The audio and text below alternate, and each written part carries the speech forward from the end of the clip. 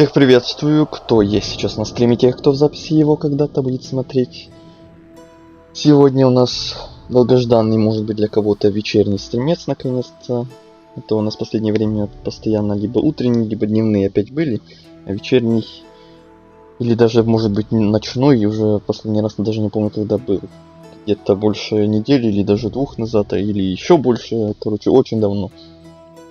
Сегодня у нас еще одна такая игрушка, наподобие типа супермаркет симулятора, но не наподобие геймплея, а наподобие того, что для меня эта игра будет тоже очередным таким расслабончиком небольшим. Мы здесь будем отдыхать, не надо будет не думать, что-то там запариваться, разбираться с новым управлением, с новыми какими-то механиками, как было у нас с Вуконгом, с Вучангом, господи, Вуконг, Вулонг, Вучанг.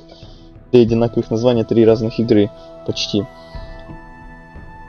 И тут мне не придется ничего разбираться, тут будем просто наслаждаться. Это у нас первый Ведьмак, это одна из моих самых любимых и самых ностальгичных для меня игр.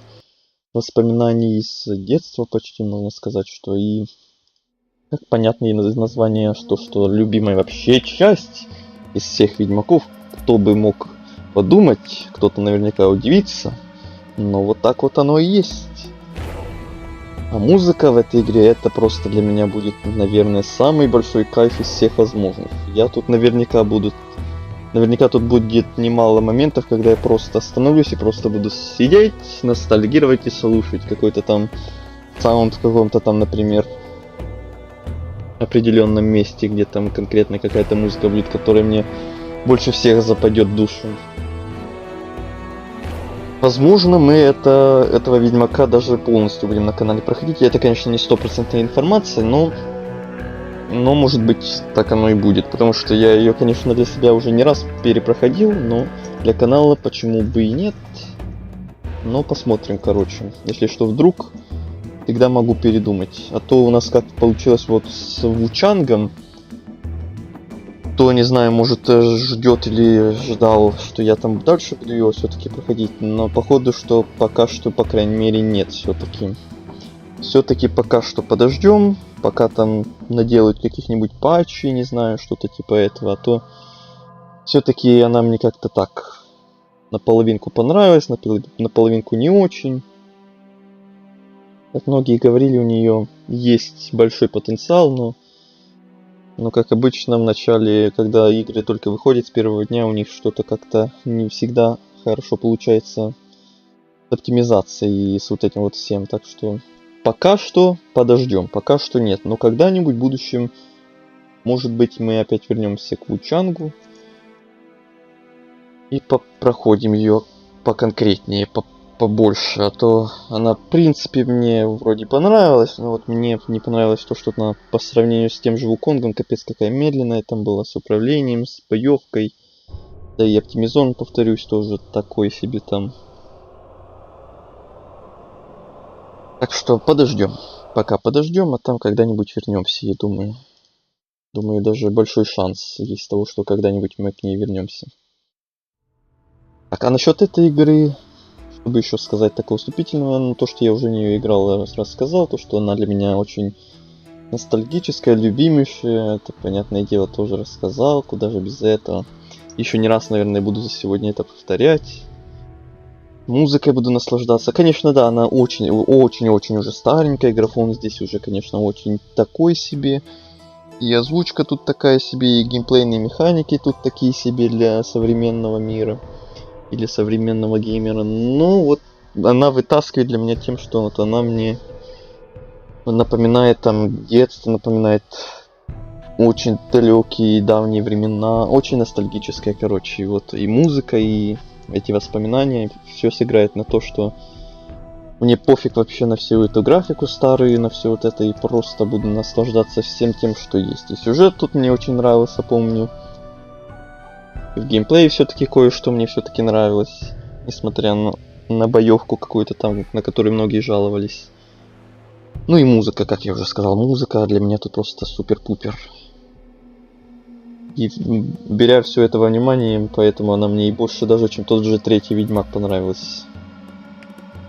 Так что кто-то, наверное, будет недоразумений, почему, как я могу это старье больше любить, чем третий Ведьмак. Ну вот, прикиньте, такое может быть. И не только у меня, я думаю.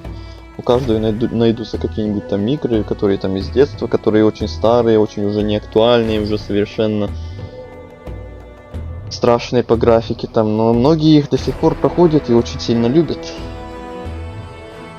У меня вот это про эту игру можно сказать.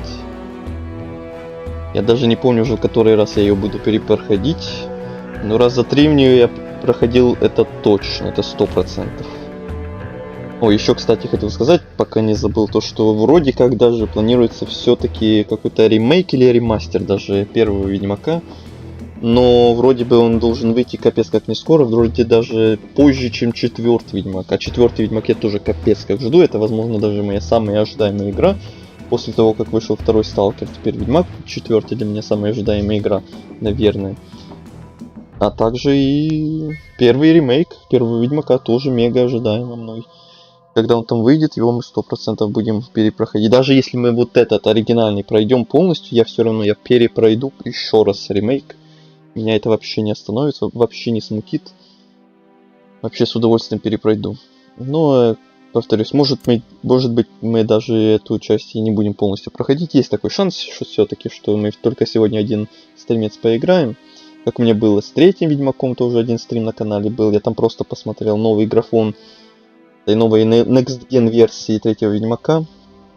Посмотрел и решил все-таки не перепроходить еще раз. Кто знает, может тут тоже так будет, просто на один стримец поностальгируем и все. А может быть и такое, что мы прям полноценно на канале пройдем все части Ведьмаков для канала. Может быть и такое, конечно. Это прям мега грандиозные, мега большие планы на очень долгое время вперед. Но кто знает, может быть и такое. Может быть такое, что мы просто сегодня поиграем и забудем про него. А может быть такое, что нет, что все будет очень сильно и очень заморочено на многое время вперед. Тут как получится. Так, и еще последнее, что вот хотел еще уточнить перед тем, как начнем, это то, что так как я уже только что сказал, что я уже эту игру много раз перепроходил, я все-таки, чтобы хоть какое-то было разнообразие, хоть какое-то было для стрима и для канала, если вдруг еще раз я захочу перепроходить, я все-таки понакачал хоть каких-нибудь модов, наставил парочку там штук, парочку модов там на всякие внешние штучки, чтобы хоть как-то, хоть минимальные какие-то отличия были от оригинала, чтобы прям не совсем уж одно и то же 100 000 раз видеть. И вам, и мне. Как-то так. Вроде теперь все. Вроде все. Уже рассказал все, что хотел. Вступительное протрындел. Давайте начинать, наверное. И больше не тянуть. Если что-то еще вспомню, что хотел такого поведать, то потом уже расскажу. Так, ну, основная история само по себе. Дополнения всякие вот эти вот, я вообще не знаю, стоит ли их трогать там в будущем. Если вдруг мы решим проходить всю игру, я это все еще держу в уме как в теории, возможно, а может и нет. Так что если возможно мы и пройдем, то я даже не знаю, буду ли я трогать вообще эти дополнения или нет. Тоже очень сомнительный выбор будет в будущем, если вообще будет. Так, а насчет сложности, ну, давайте, наверное, даже тяжелый выберем, что ли. Я обычно никогда не люблю сильно запариваться, но учитывая, что я уже сколько раз тут все перепроходил, то, думаю, мне уже ничего не страшно. Ну а где и когда еще мы можем наконец выбрать тяжелый уровень сложности, если не в игре, в которой ты уже миллиард раз проходил, ну. Это ладно, еще там те игры, которые впервые начинают, там, которые вообще без понятия, как там механики, геймплей, всякие вот эти штучки. А когда уже все почти что про эту игру знаешь, что, понятное дело, можно выбирать на полную, ва-банк идти. Хотя, если что, вдруг можем поменять сложность, хотя я не помню, тут она меняется потом или нет. Вот это я не помню, к сожалению. Ну, если нет, то ничего страшного.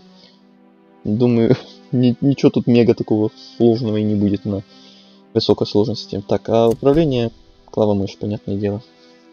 Поехали.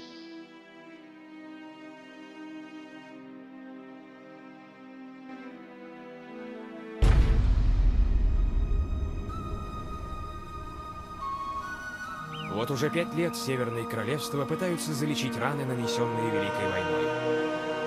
Чума и голод терзают страну, и никто не считает их жертв. Уцелевшие воины разбитых армий эльфов и гномов скрылись в лесах и готовятся к своей последней смертной битве.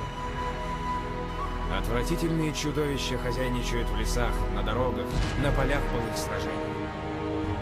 В городах и селах люди задают себе один и тот же вопрос: что стало с ведьмаками? Голубые горы к северу от Каэдвена.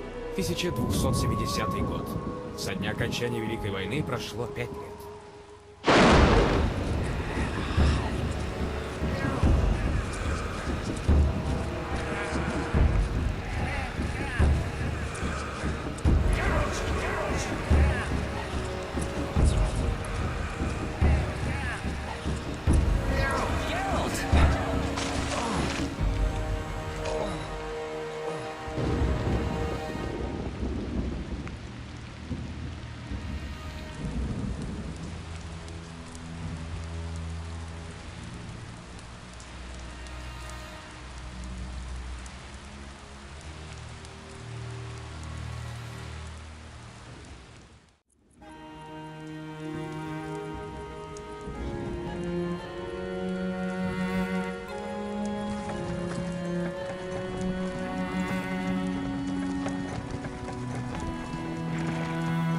Где? Лежи, все в порядке. Не знаю, где ты был, но главное, что ты жив и среди друзей. Хотя выглядишь ты как покойник.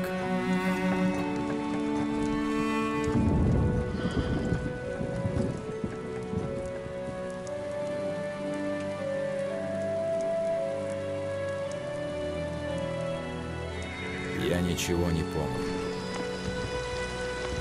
Скоро поговорим. Мы уже почти в Каар-Морхене. Мархене. Блин, это озвучка 100-летней давности.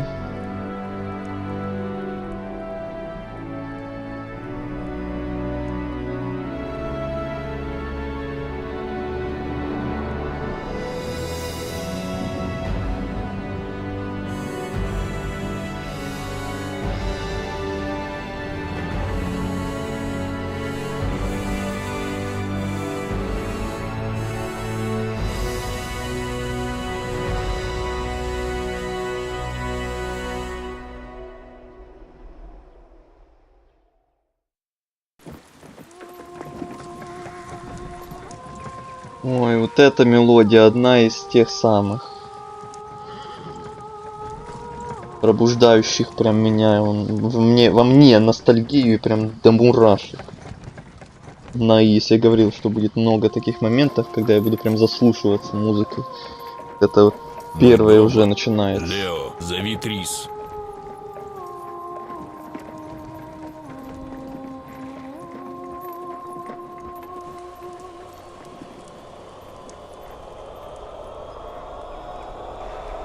Ваше время истекает, ведьмаки. Радуйтесь жизни, пока можно.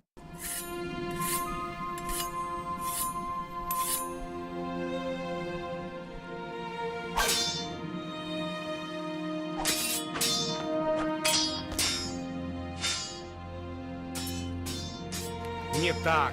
Где защита? Сколько мне повторять? После пируэта всегда защита спины. Всегда. Всего 2 дня прошло, как тебя нашли. Это твоя заслуга. Спасибо, Трис. Ты что-то помнишь? Взгляни. Помню движение. Пируэт, защита, удар.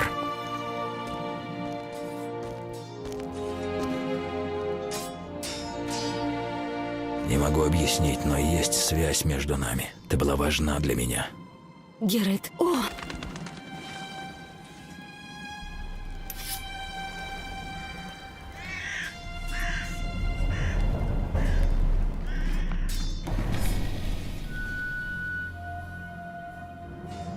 Должен обдумать. Ты все вспомнишь? В Каэр Морхене время не спешит. Вот, правильно, Каэр Морхени. Ха! Они- Вышло! Они эти Неплохо. Каэр Морхени ваши. Отдохни. Как Геральт? Он готов уже выйти на большак?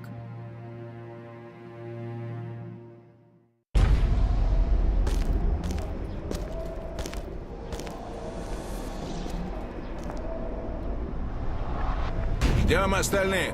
Он один! Профессор обещал 50 аренов за каждого выродка. Он мой.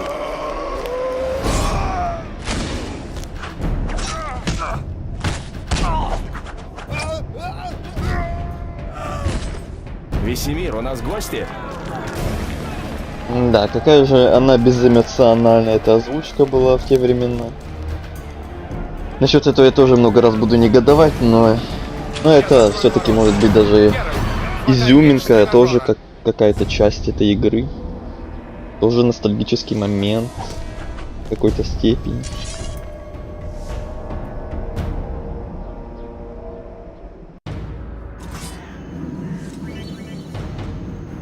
Так, обучение. Так, секундочку. Один момент, хочу кое-что еще делать.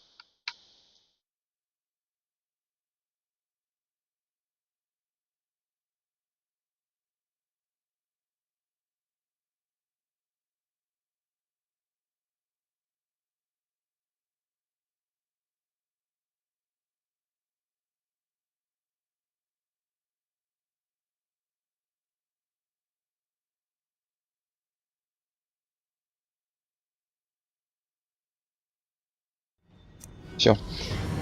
Поднятие предметов. Да, пошло обучение. Естественно. Меня, конечно же, меня нужно обучать всему. Конечно. Так, о, господи, как громко, боже мой. Музыки во время боя 2. Это, ну, вот так, ладно. И...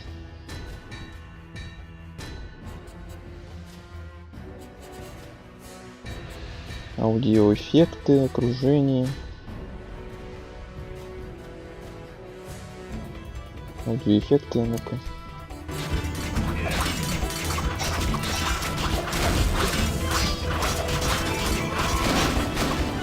Так, еще помню, как драться, помню. Убью, как собаку! Собака. Так, еще потише. Во время боя. Вот это разворот.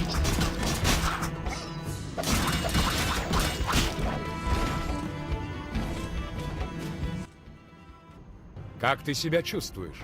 Божественно. Кто-нибудь Великолепно. знает, кто на нас напал?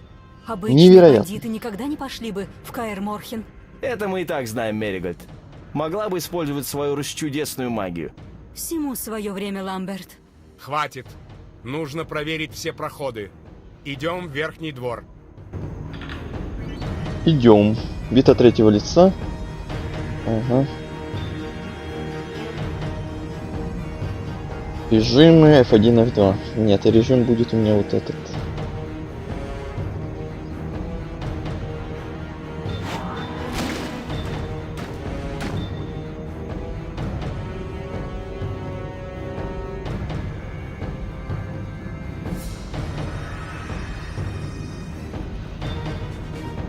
Лео, эх, Лео. Ой.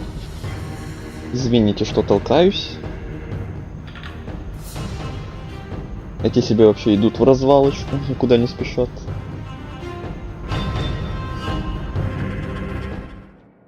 Что происходит? Пробуют пробить ворота. Без тарана они могут... Они могут. Еще как могут. А это что? Химера. Трудная тварь. Саволла, знаю его. Безумно тщеславный, аморальный маг.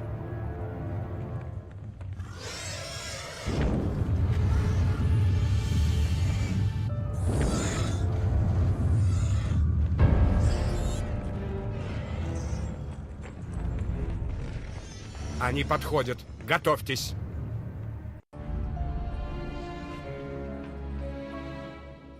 Их больше.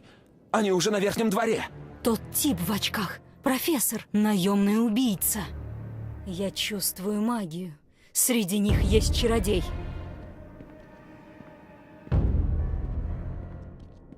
Профессор, ты знаешь путь, веди.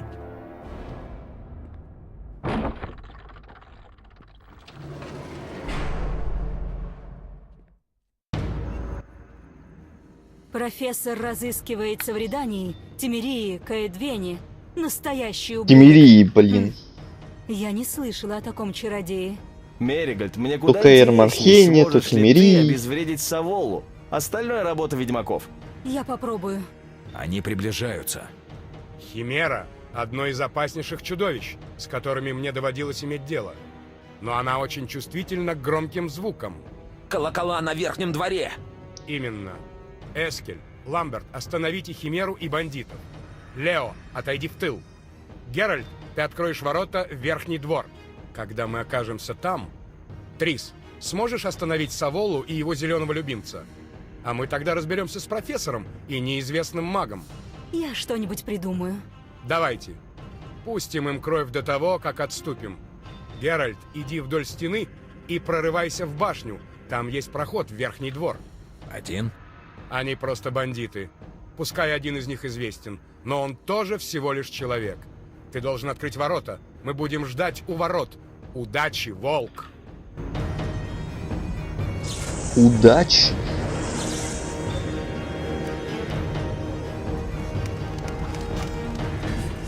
Здравствуйте. Переатака, это я все в курсе.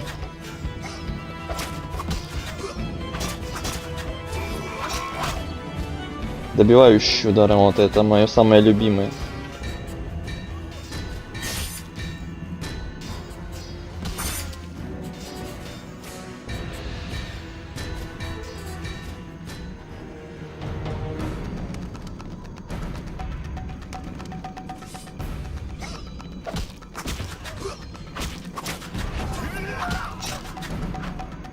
Еще раз. Ты Красиво. мне когда родился. Ой, да ты что?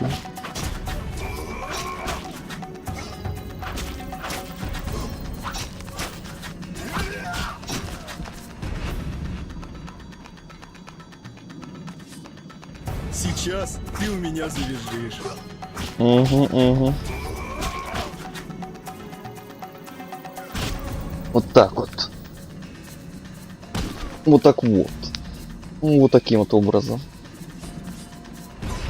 Ты пожалеешь о том дне, когда родился. А я такой уже слышал.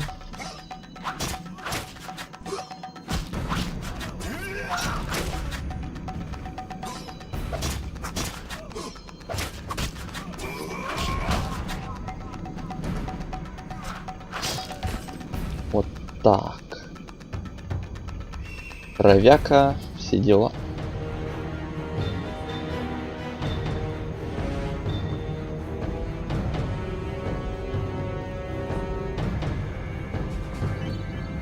Быстрый стиль. Окей. Вспоминаем основы.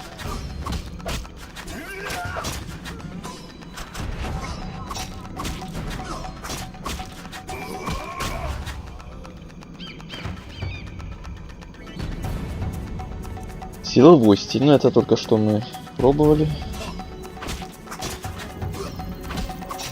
Сейчас ты у меня завяжешь.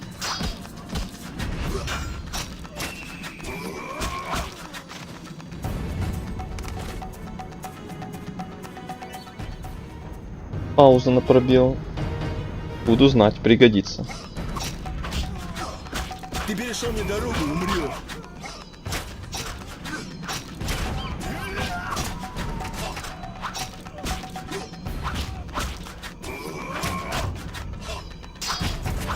Кто там меня стреляет? Кто посмел?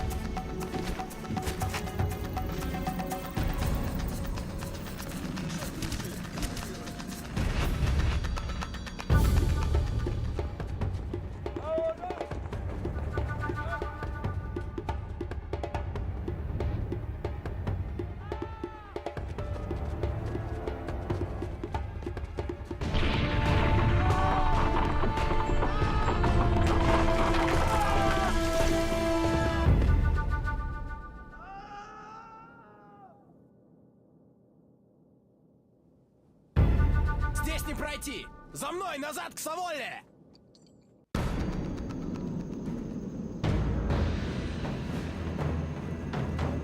Здравствуйте.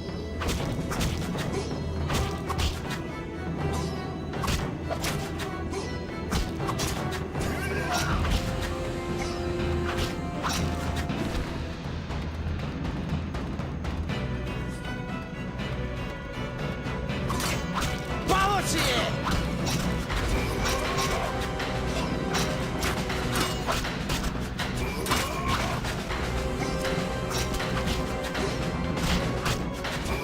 Сейчас ты у меня завизжишь.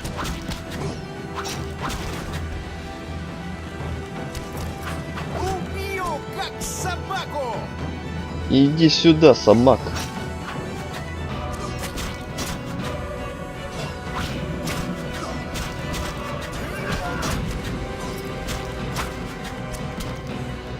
Ты пожалеешь!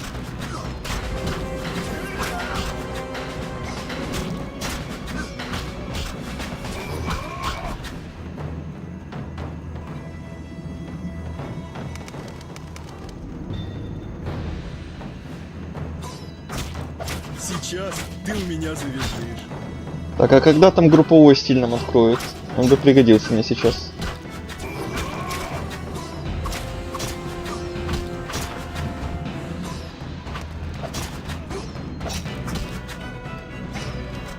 Ты перешел дорогу, умрешь.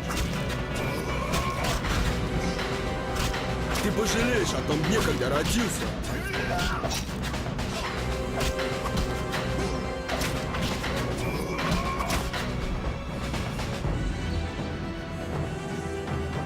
Использование объектов.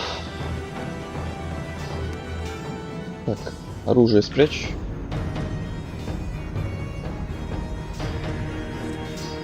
Так, стоп. Какое там хоть управление, а то я кнопки сами-то забыл. Е, У, мечи, ага. Окей.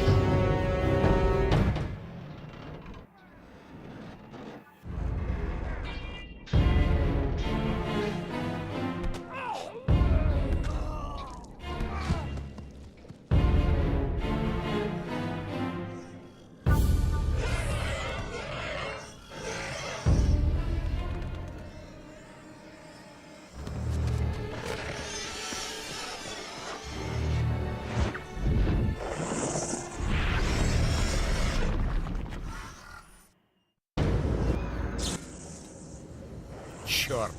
Геральт, ты нас очень напугал. То, что ты выжил, это просто чудо. Вы могли бы рассказать о лестнице? Ламберт и Эскель должны были ее вчера исправить. Мы не каменщики. Все в порядке. Профессор и другой маг, наверное, прячутся в подземелье. Посмотрите правде в глаза, ведьмаки. Они хотят вас ограбить. Трис, дитя мое, у нас нет ничего ценного. Только сталь и шкуры снежных лис. Я про лабораторию. Вы сами это знаете. Кому-то понадобились ваши мутагены. Не делай поспешных выводов. Трис может быть права. Надо узнать, что им нужно. Не все сразу. Нельзя поворачиваться спиной к сильному магу с химерой на поводке. Нельзя пускать их в лабораторию. Ты права, как всегда, малышка. Геральт, ты уже имел дело с магами. Выясни, что ему нужно. Лео тебя отведет. Просто разведка или... Никто особо не будет жалеть, если слетит пара голов. Ты справишься, волк. Только помни, что с тобой Лео. Я справлюсь! Узнаем, что происходит внутри, и тут же вернемся. Не волнуйтесь. Возьми эти зелья. Гром выпей сейчас, ласточку прибереги, на случай, если понадобится вылечиться. Могу рассказать, как они работают. Надо убедиться, Нет, что спасибо. больше никто не проник внутрь. Трис, малышка, останься с нами. Вдруг с Саволи что-нибудь еще? Малышка, останься с нами. Снаряжение. Гром повышает наносимый урон.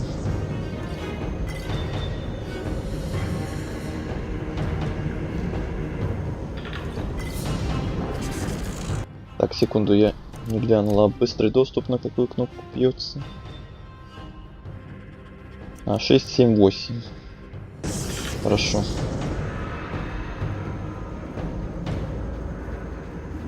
Лео, подожди меня.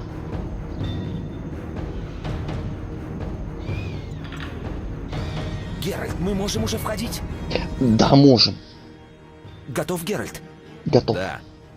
Это твой первый бой. Нет, но я впервые убил человека.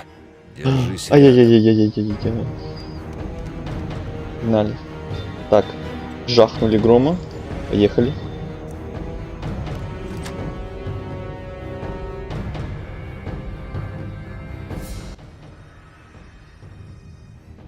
Я слышал все баллады Лютика о тебе. Ну, сейчас Ламберт самое всегда говорит, время, что да, я никогда конечно. не буду таким же быстрым, как настоящий ведьмак. Но сегодня, когда мы тренировались, у меня получилось его ударить. Ты ударил Ламберта? Мы фехтовали, когда началась эта страшная буря. Ламберт отвлекся, я сделал пируэт и ударил его в живот. Конечно же, он не упал и потом побил меня. Когда-нибудь ты станешь хорошим фехтовальщиком. Я знаю, каждый раз, когда Ламберт наносит мне удар, он говорит, что у меня есть потенциал, а потом смеется. Ламберт, хер моржовый. Ламберт. Мы поняли. Уклонение. Это тоже мы помним. Так, здравствуйте еще раз.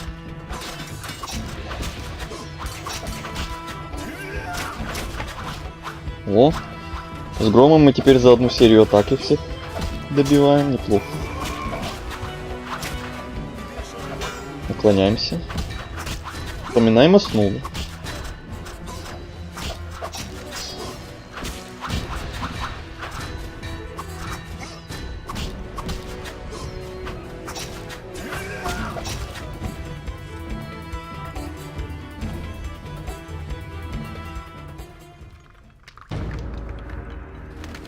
Так, стоп, а как спрятать, блин, оружие? Я вроде нажимаю на меч, а он меняет мне стойки только.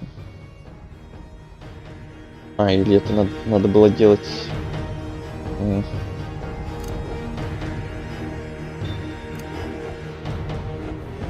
Как я раньше это делал, блин, я помню как-то...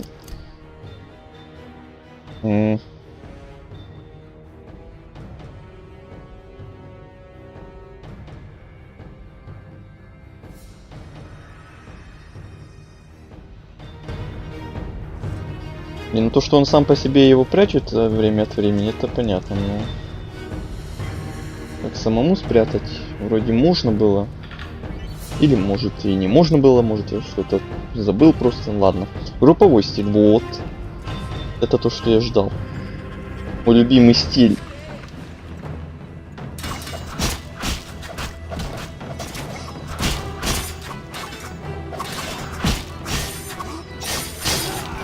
Как собаку!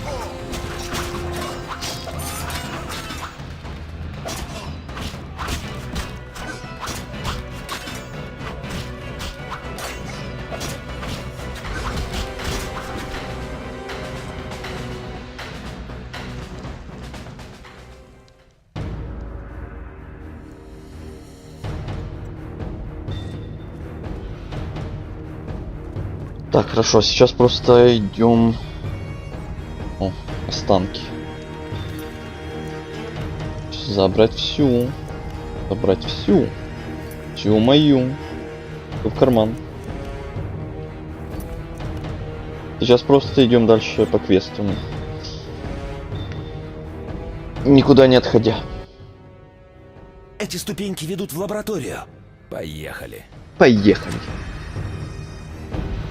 Поплыли, полетели, помчали, побежали. Магической энергии хватит, чтобы остановить ведьмаков. Еще недавно ты жаловался, что Савола их всех убьет. Неужели вид одного ведьмака, белого волка, испугал тебя? Подозреваемая личность, на ТБ они его считали покойником, известный убийца. Лео, назад. Ну давай же, профессор Рок. Время на вес золота. Сейчас, когда я владею силой круга стихий, больше они нам не угрожают. За работу! Я хочу, чтобы мутагены были готовы к телепортации через 15 минут. Наши ведьмаки нас не побеспокоят.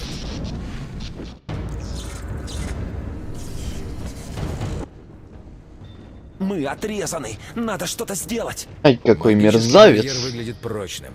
Нам нужна Трис. Они нас грабят прямо на глазах. Мы должны что-то сделать. Геральт, ты же можешь освободить проход знаком. Знаком? Знаком? Арт! Я сам не могу. Поломал пальцы на мучильне, не сгибаются. Сделай знак Арт на эту кучу обломков. Я не помню знаков. Идем к кругу стихий, огромному источнику силы. В этом месте ведьмаки изучают знаки. Надо попробовать. Идем. Идем. Геральт прям прямолинейный. Идем, поехали.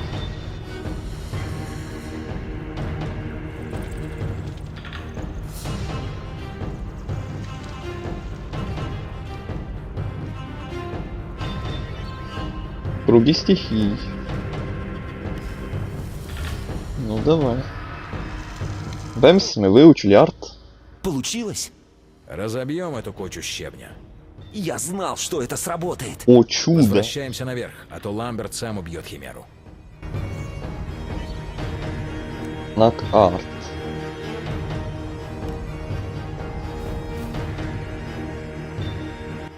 А какие кнопки там у меня, знаки какие? Арт 1, 2, 3, ну, понятно. Так, а кто по какой очередности? Арт, потом Квен, потом Ирден, потом Игни, потом Акси. Странный порядок, ну ладно.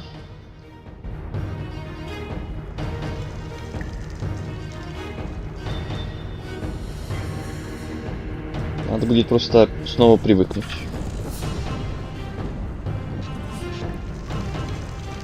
Так, зачем я достал меч?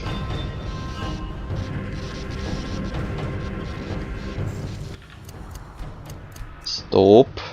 Вспоминаем. Продолжаем вспоминать.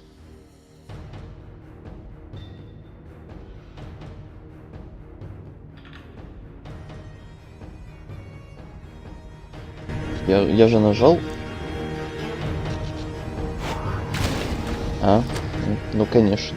Ну естественно.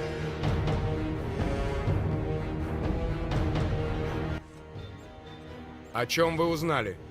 Когда мы зашли в О всем. лабораторию, там уже были бандиты. Они что-то искали.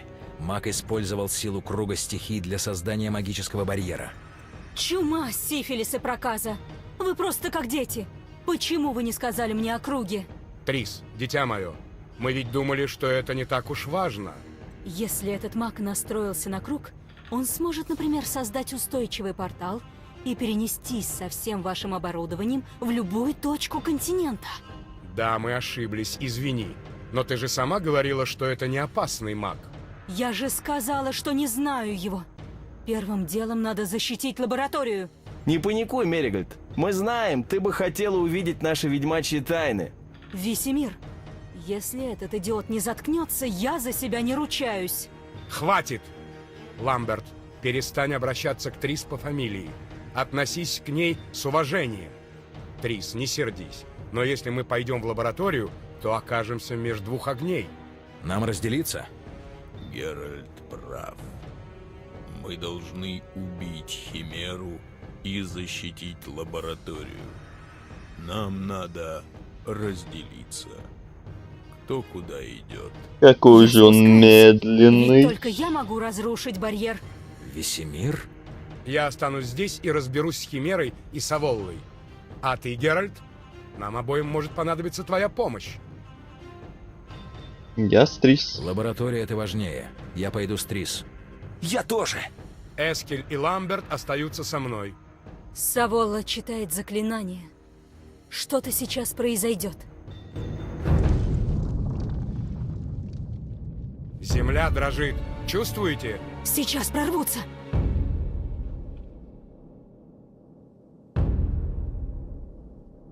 Берегись!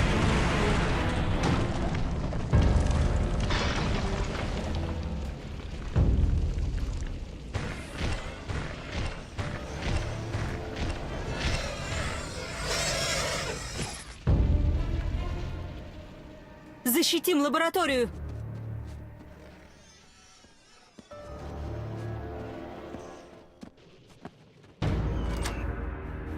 Побежали защищать.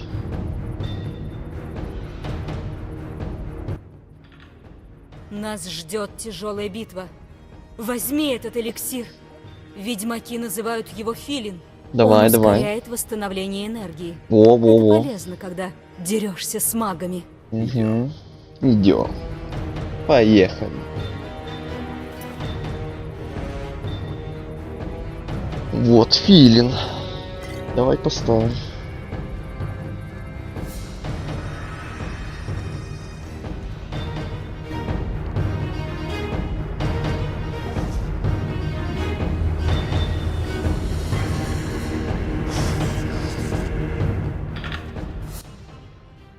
Дальше нет пути, Белый. Я не позволю вам нарушить планы моего хозяина. Я сейчас позову сильного демона, который вас выпотрошит. Блеф. Он вымотался после телепортации. Ему силы хватит только на магические фонарики. Иди, мы им займемся и присоединимся к тебе еще до того, как ты разрушишь барьер.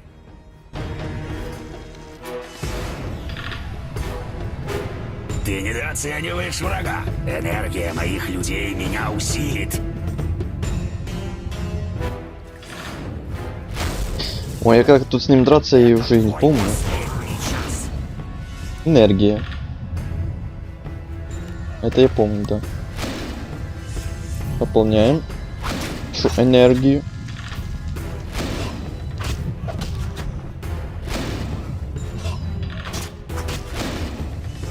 Так, вот и нет твоих людей. Ласточку тоже бахнем. Ну-ка иди сюда.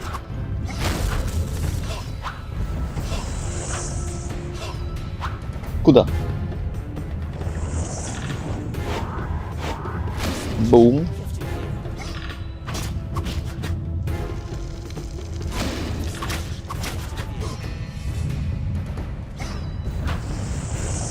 Ну вернись.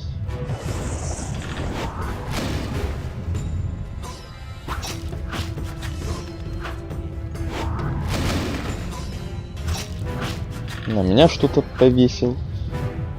Ник такой.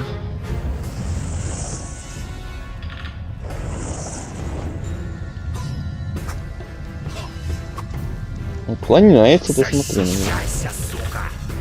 Там такой.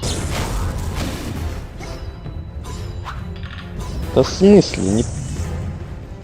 Вот это я и помню, да, что по нему как-то фиг попадешь.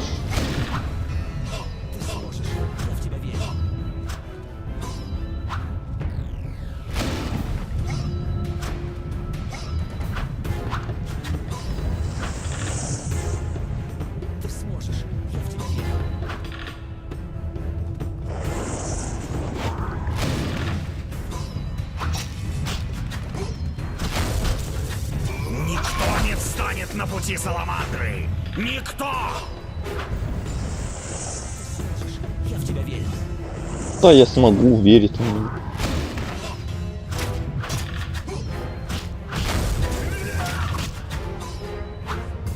Ну, судя по хпшке, что-то ему капец мало снял. Ну и понятно, в максимальной сложности дела. Защищайся, сука!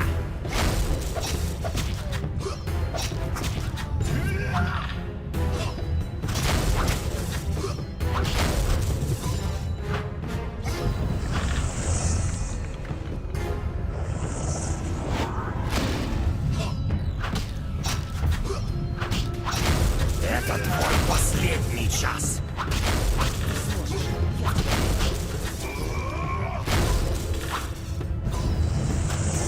Давай, уже почти.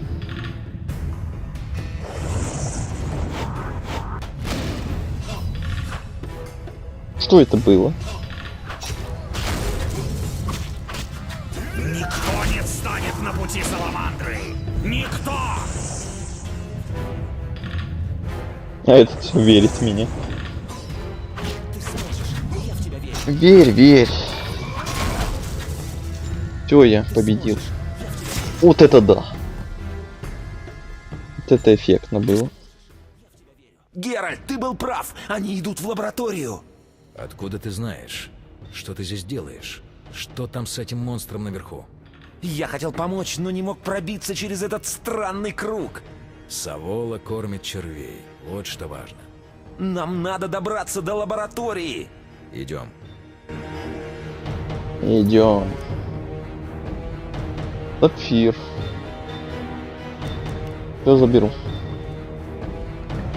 Так, нам, наверное, вот сюда.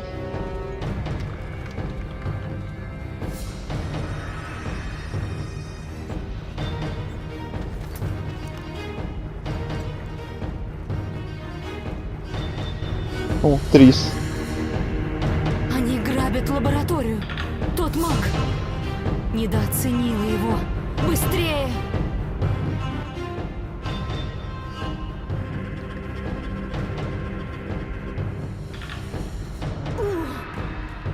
Вот тебе и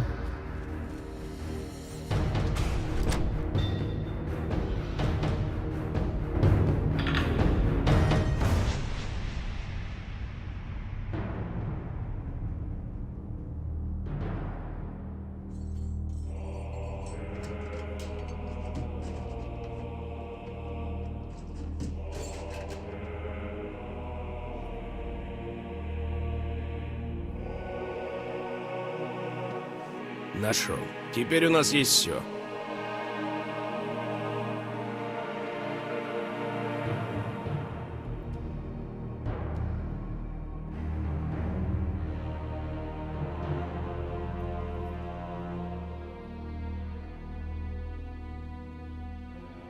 Профессор, займись ведьмаками.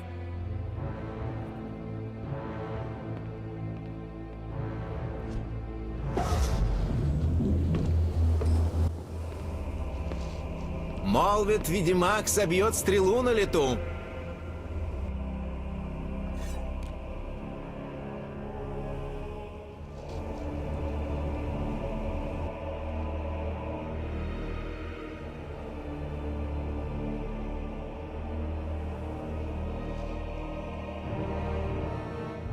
Проверим. Лео, стой!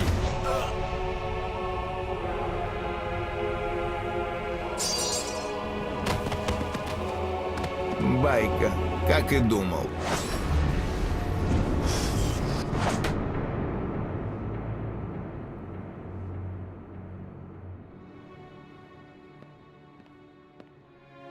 Что случилось? Что с ним? Пробито легкое, он умирает. Где экстракт Рефорда Белого? Держись, Лео! Он был здесь! Не найти. Весемир! Лео умер.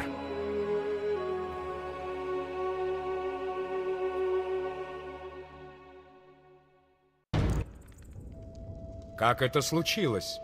Он напал на профессора. Я не успел. Это не только твоя вина, Геральт. Мы все виноваты. Трис сражалась за нас и чуть не погибла. Плохие времена для ведьмаков. И что-то мне подсказывает, что будет только хуже. Наверху безопасно? Относительно. Там есть пара заплутавших бандитов, но с ними можно разобраться позже. Ты устал. Я хочу, чтобы ты отдохнул. Я присмотрю за тобой. медитация.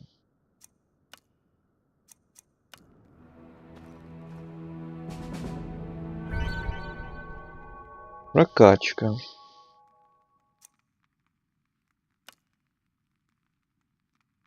Ой, прокачка.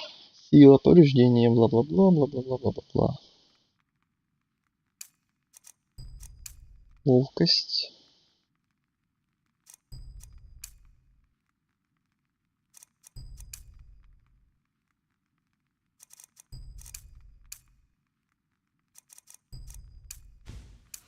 Берем это. Берем это.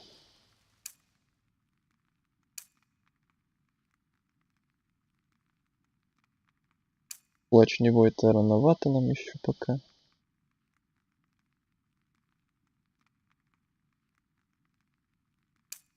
Ну и это. Так и медитация.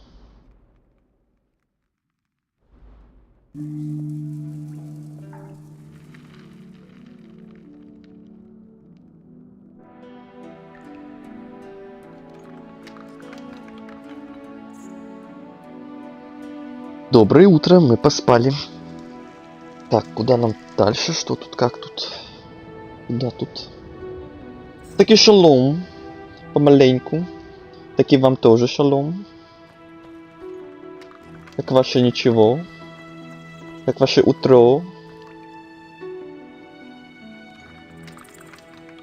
Привыкла, что на Твиче оповещения есть. И тут прозевала. У меня они и там должны быть, по идее. Травы, у меня от Ну, это одного по идее. запаха голова кругом идет. По идее, это ничего еще не Когда-то значит, они меня конечно. положили на этот стол.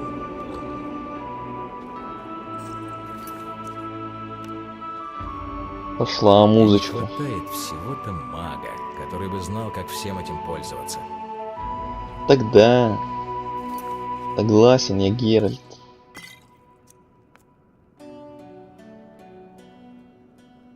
Полтора часа за ночь поступала. Такой себе, да уж, такой себе.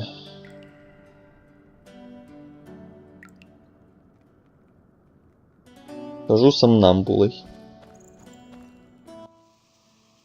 Представляю, проходил. каково это Крис ощущение. без сознания, но состояние стабильное. И то хорошо. Я решил, Волк.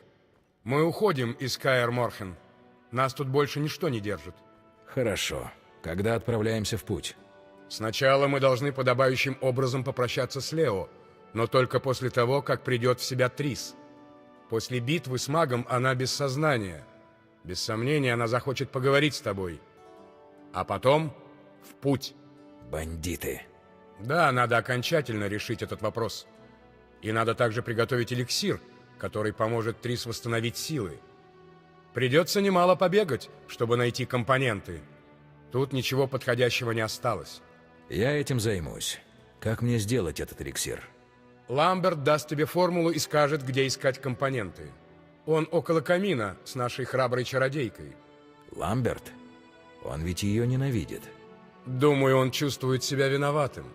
Первое, что услышит Трис, когда придет в себя: «Наконец-то ты проснулась, Меригольд. Это ведь Ламберт. За работу. Позже я научу тебя добывать ингредиенты из монстров. Я буду в главном зале». Хорошо. Хорошо. Дневник.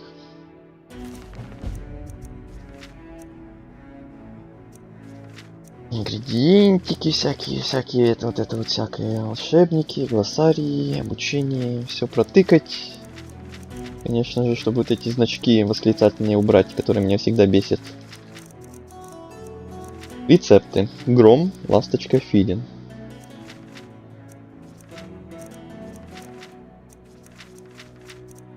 Монстров нет, места, персонажи.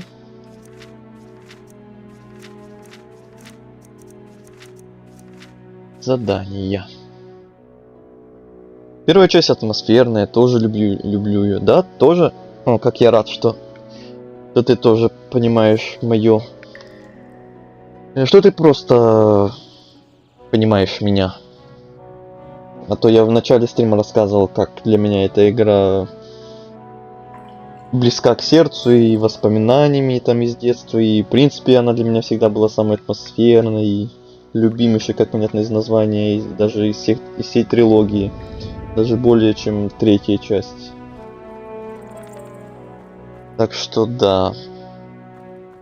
И решил немножко поностальгировать. А уж музыка и вот эта и вот, я всегда просто не могу с этой музыки всегда.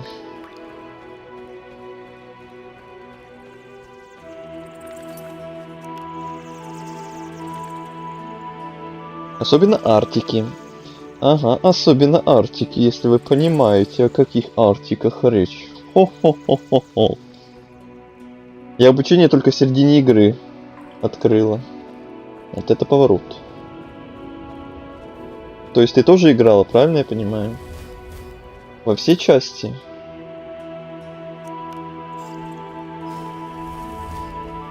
Уточню.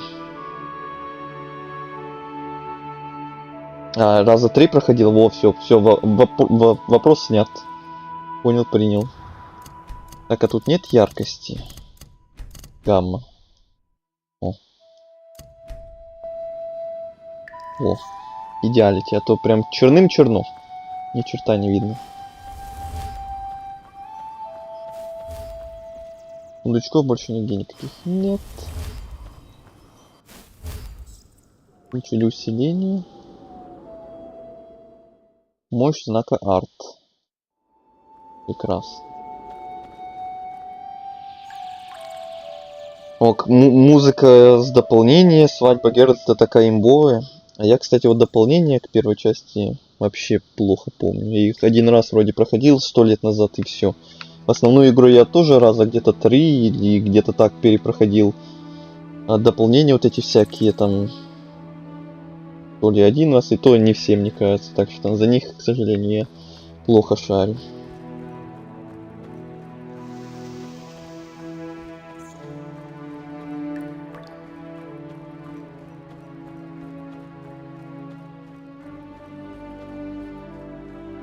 Что нам там надо, я забыл. Ламберта искать, ладно.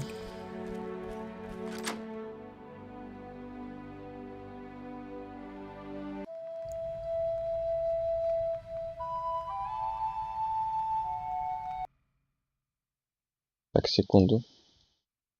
Опять спиралька долбаная меня пугает. Очередной раз.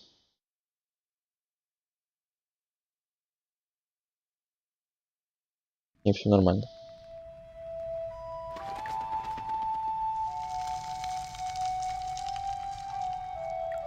Кроме второй.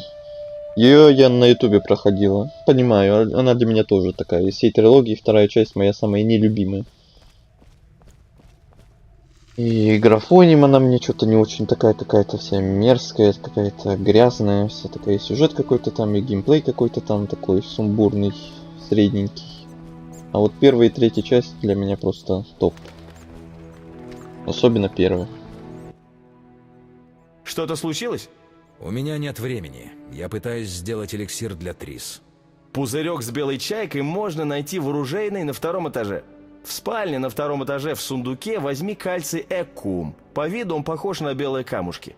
Могут быть еще недобитки. Найди отставших и убей их. Нам тут пленные без надобности. За этой дверью есть лестница. Я бы пошел, но Меригольд лежит у огня без сознания. Где мне найти кальций Эккум? В сундуке в спальне. Где мне найти спирт? Белая чайка лежит в сундуке в оружейной на 2-м этаже. Это помещение, в котором полно оружия и манекенов. Ты его узнаешь. Да. Как скажешь. Мне нужно кое-что тебе сказать. Что произошло? Что Лео. произошло? Бандиты убили его. Он не был готов к такому. Какая потеря. Мы выследим их и отомстим за Лео. Бывай. Бывай. Снова алхимии. Окей, но нам надо найти кальций Эккум и белую чайку. Так, он еще что там вроде там должен сказать насчет картин. Защищающий простой люд. Вдохновляет. Угу. Музыка прям в сердечко врезалась, согласен, на все 100. Вот ты только послушай. Я говорил в начале стрима, что будут некоторые моменты... Кажется, ведьмаки всегда лучше управлялись с мечом, чем с кистью. Будут некоторые моменты, когда я просто буду молчать, буду просто сидеть и слушать. В некоторых Ведьмак локациях... Георгий. В некоторых локациях музыка просто будет вау. До мурашек. Ностальгия просто будет сумасшедшая. Ух! Эх! Ух, эх!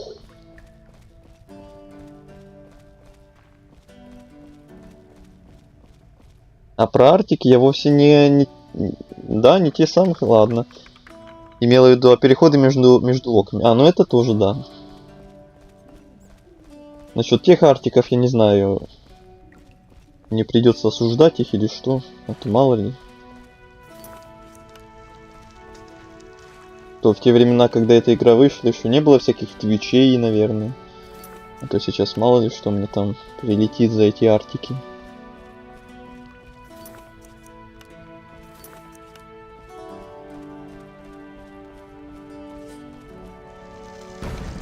О! Бежит, бежит! До свидания. Следующий.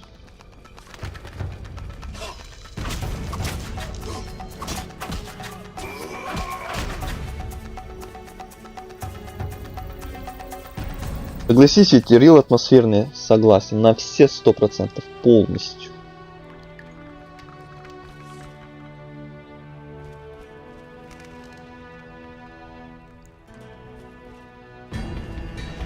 Кто где? Здравствуйте.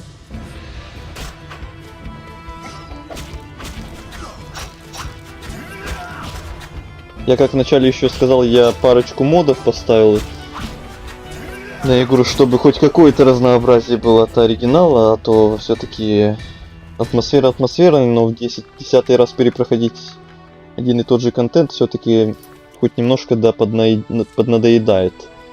Я хоть парочку модов поставил, чтобы хоть какие-то отличия там внешние хотя бы были, чтобы было поприятнее.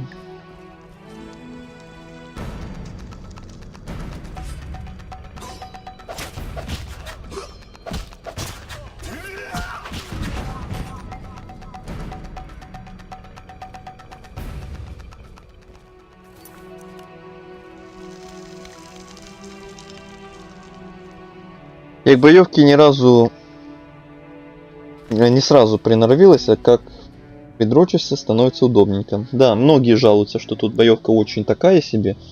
Но вот я уже сколько лет не играл в нее, а все равно руки помнят. Так что если, как ты говоришь, приноровиться, то все, на всю жизнь запомнишь это управление. Оно здесь прям такое уникальное. Я такого управления, такой боевки больше нигде не видел. Если запомнишь, что это навсегда. И вот руки до сих пор помнят. До сих пор все прекрасно работает.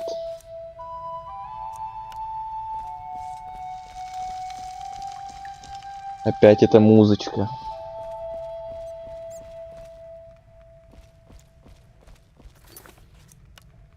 Вот для меня больше всего зашла музыка как раз из первого Ведьмака, некоторых локаций именно.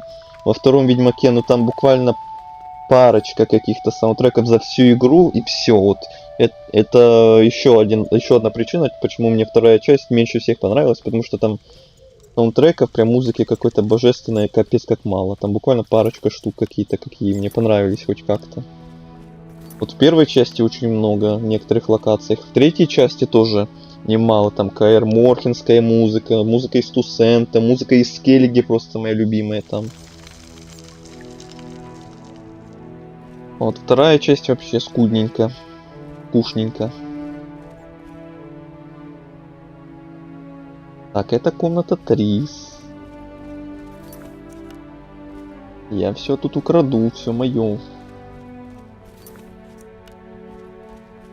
Пинишка, пивасик. Это вот все.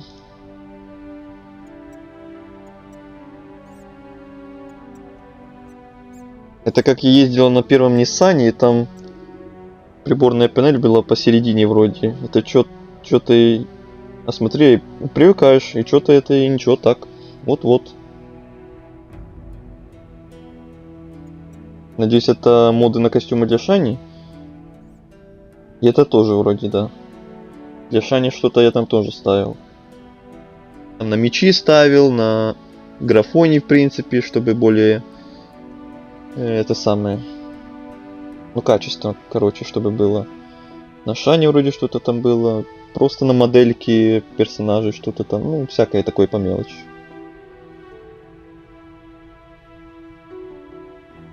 Из второго я даже и музыки-то не помню.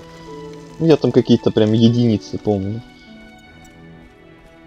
Там из главного меню музыка понравилась. Музыка, когда там в финале Нильфгард торгался, тоже понравилась. Еще какая-то там с какой-то локации вроде понравилась. И то ли все, то ли почти все. Ну прям совсем мало, короче.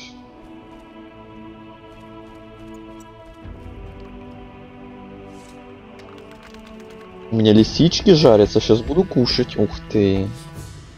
Приятнейшего аппетита вам.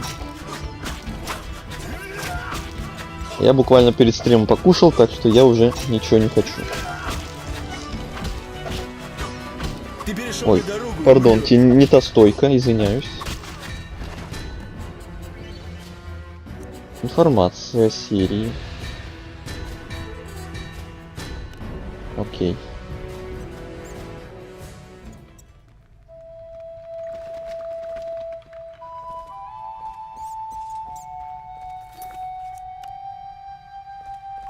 Если я правильно помню, из первого Ведьмака прям больше всего мне запомнились саундтреки деревни и какого-то квартала Визимы. То ли храмового, то ли купеческого. Вот тут не помню. Но вот то, что деревня прям очень сильно запомнилась. Вот это я прям очень сильно буду ждать, когда мы до нее доберемся, чтобы там просто поофигевать от этой божественной музычки. Вот это одна из самых главных причин, если честно, почему я захотел снова запустить Ведьмака. Проходить, поностальгировать, это снова поофигевать от этой музычки.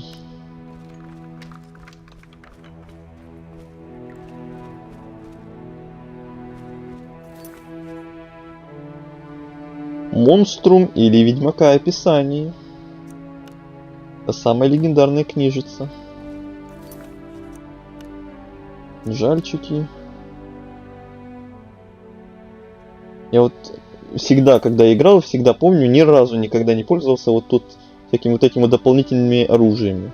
Вот серебряный и стальной меч, это понятное дело, а вот то, что вот тут всякое дополнительное, там топор какой-то, кинжал, еще там не знаю, что тут, что сюда можно поставить. Этим всем я никогда не пользовался вот этими дополнительными штуками. Никогда просто.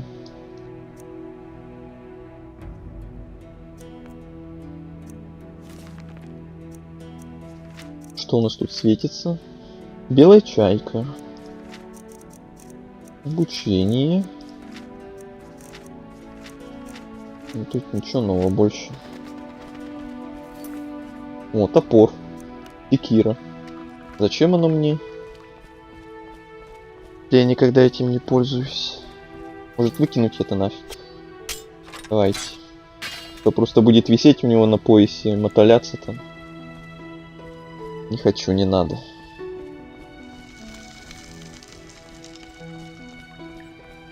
Все равно уверен на 100%, что я этим тоже пользоваться нифига не буду. У меня любимые локи это старая Визима и болото. А вот болото у меня как раз наоборот, самая нелюбимая локация. Я не помню вообще какая-то музыка, если честно. Может она там какая-то тоже классная.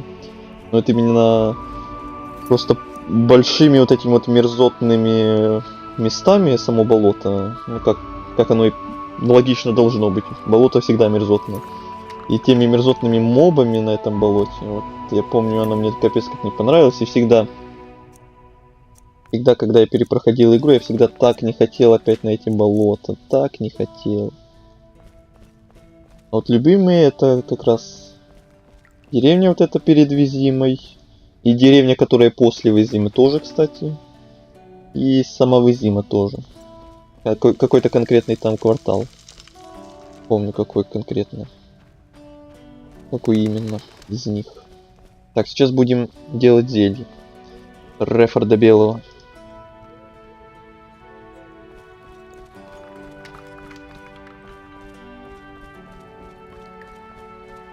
А я не из-за музыки, я просто почему-то зашло. Болото зашли, интересненько. Да ничего не мерзотно. Ну, может, мне просто так показалось. Я просто ни в каких играх не ненавижу болото. В принципе. Было нелегко. Наверху я нашел несколько мародеров, но... Это не проблема. А вот до Ламберта таки добралась Химера. Но ничего серьезного, к счастью. Хорошо, что ты пошел за Трис и справился с магом. Кое-какое оборудование ей удалось спасти, но главные компоненты исчезли. Я знаю, наша прекрасная чародейка была права. Ты хорошо все сделал. Возьми это оружие и меч. Я их держал для тебя. А есть еще ведьмаки, кроме нас? Когда-то было еще 2 школы ведьмаков. Но с тех пор, как я последний раз о них что-то слышал, прошла уже уйма времени. Ты видел всех ведьмаков, которых я знаю, кроме Беренгара? Я его знаю. Не думаю. Он необщителен и выбрал свой, отличный от нашего путь. На самом деле никто здесь не может сказать, что он знал Беренгара. Он часто сбегал из Каэр-Морхена, но всегда возвращался. После испытания травами он принял свое предназначение и начал тренироваться. Предназначение. Кстати, ждешь ли ты 4-го Ведьмака? Про Цири, который там новый. Раз уж ты говоришь, играла во все части, ну, кроме 2-й. Я так понял, тебе серия Ведьмаков понравилась. Ждешь ли 4-ю? Да ничего не мерзотно, я же в Карелии много времени росла, а там что ни шаг, то болото, озеро. Ну тогда понятно. Тогда понятно. Ждешь? Я вот тоже. Это, наверное, для меня самая ожидаемая игра теперь. После того, как вышел 2-й Сталкер, для меня вот Ведьмак теперь 4-й, наверное, на первом месте, который я больше всех жду из игр. Скорее всего. И еще вот ремейк или ремастер 1-го Ведьмака тоже. Ты же знала, что его тоже делают? Когда он там выйдет, мы обязательно его еще раз перепройдем. Даже если мы вот сейчас пройдем вот этот оригинальный на канале, то я обязательно и ремейк или ремастер или что там будет, тоже обязательно перепройду. Тоже капец как жду. Очень-очень. Почему его нет здесь? Не знаю. Мы потеряли с ним связь. Можно я кое-что спрошу? Конечно. Но с опасением. Я вот тоже, учитывая эту конфуз этот ихний с Киберпанком, я тоже как-то как бы жду, но как бы уже боюсь сильно завышать ожидания, а то как всегда сейчас ожидаю какую-то имбу, а выйдет какой-то Г.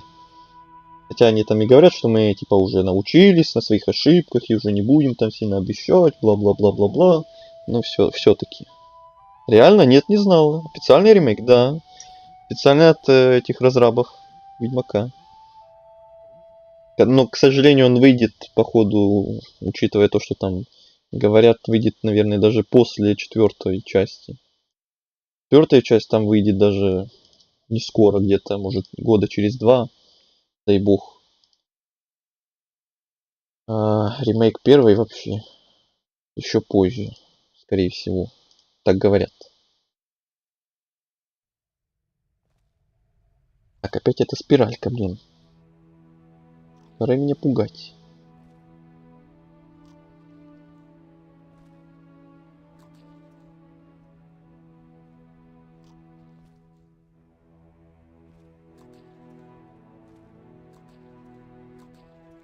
А кем был Лео? Очередным сиротой, жертвой войны с Нильфгаардом. Я начал учить его 6 лет назад. Соболезную. Мы вернем наши секреты и найдем тех, кто убил Лео, даже если они сбегут на край света. Можно я кое-что спрошу? Конечно.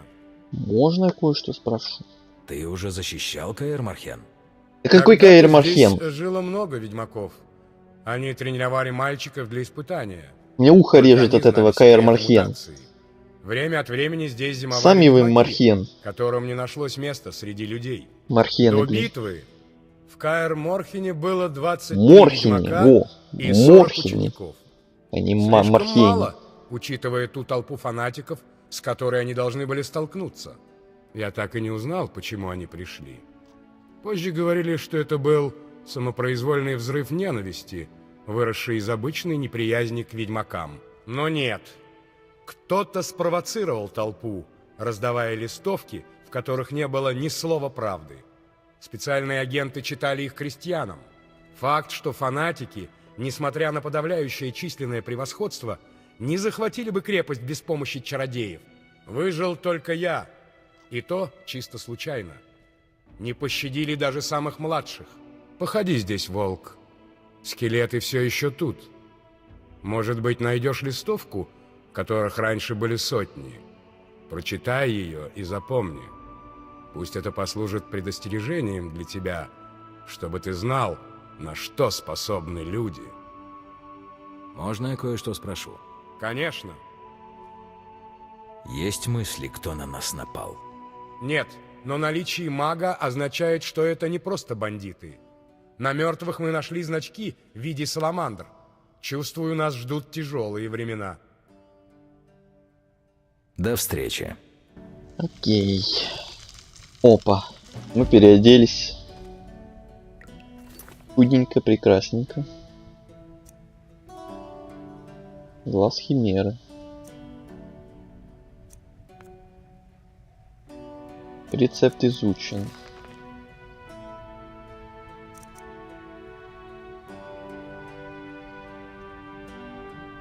Какой кайф. Обливен на ремастер вышел, Ведьмака ждем.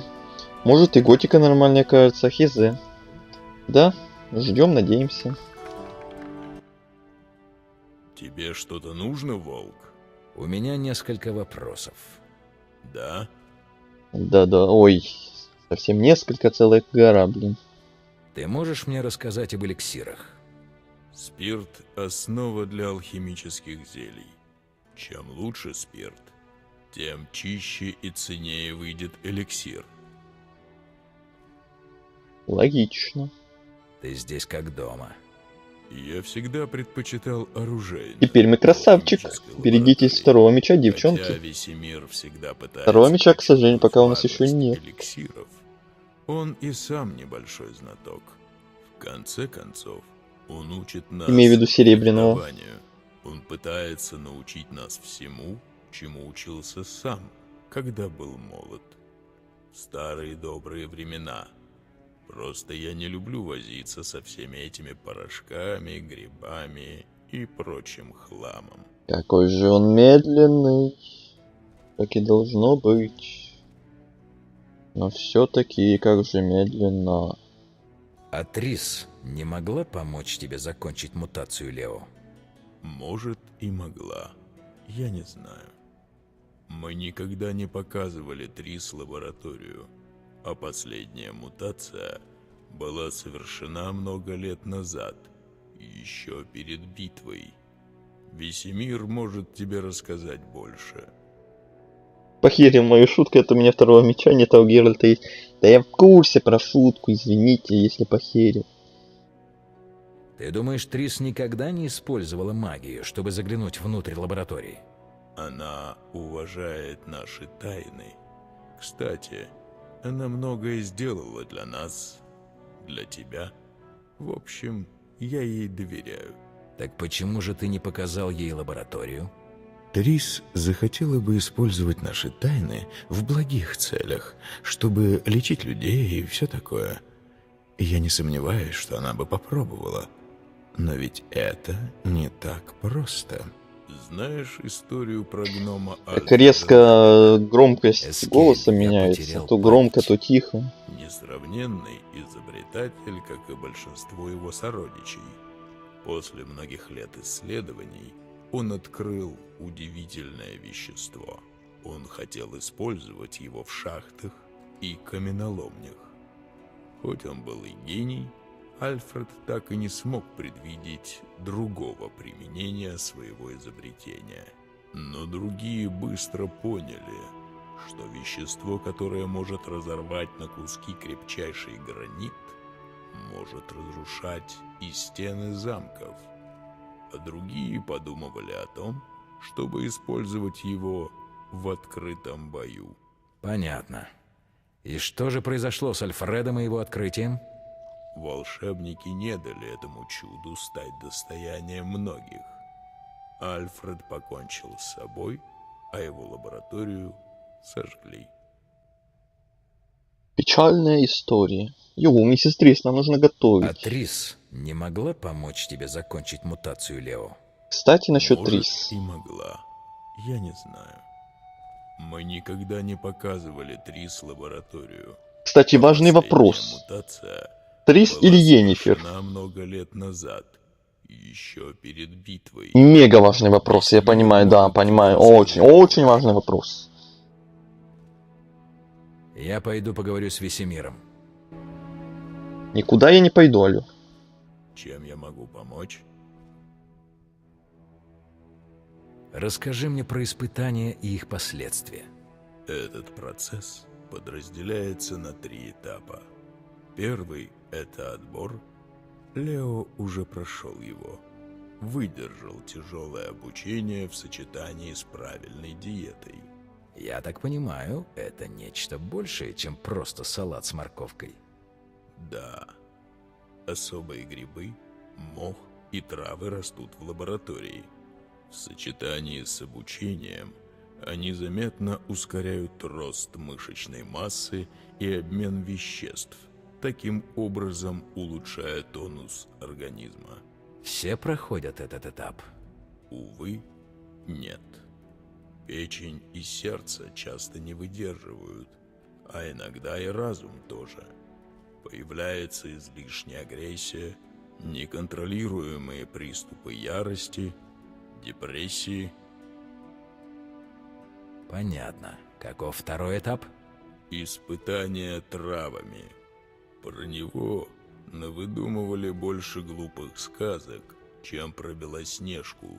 Перед нападением в лаборатории содержались пузырьки, склянки, алхимические горны, формулы, растения и травы. Не хватало только мага и его магии.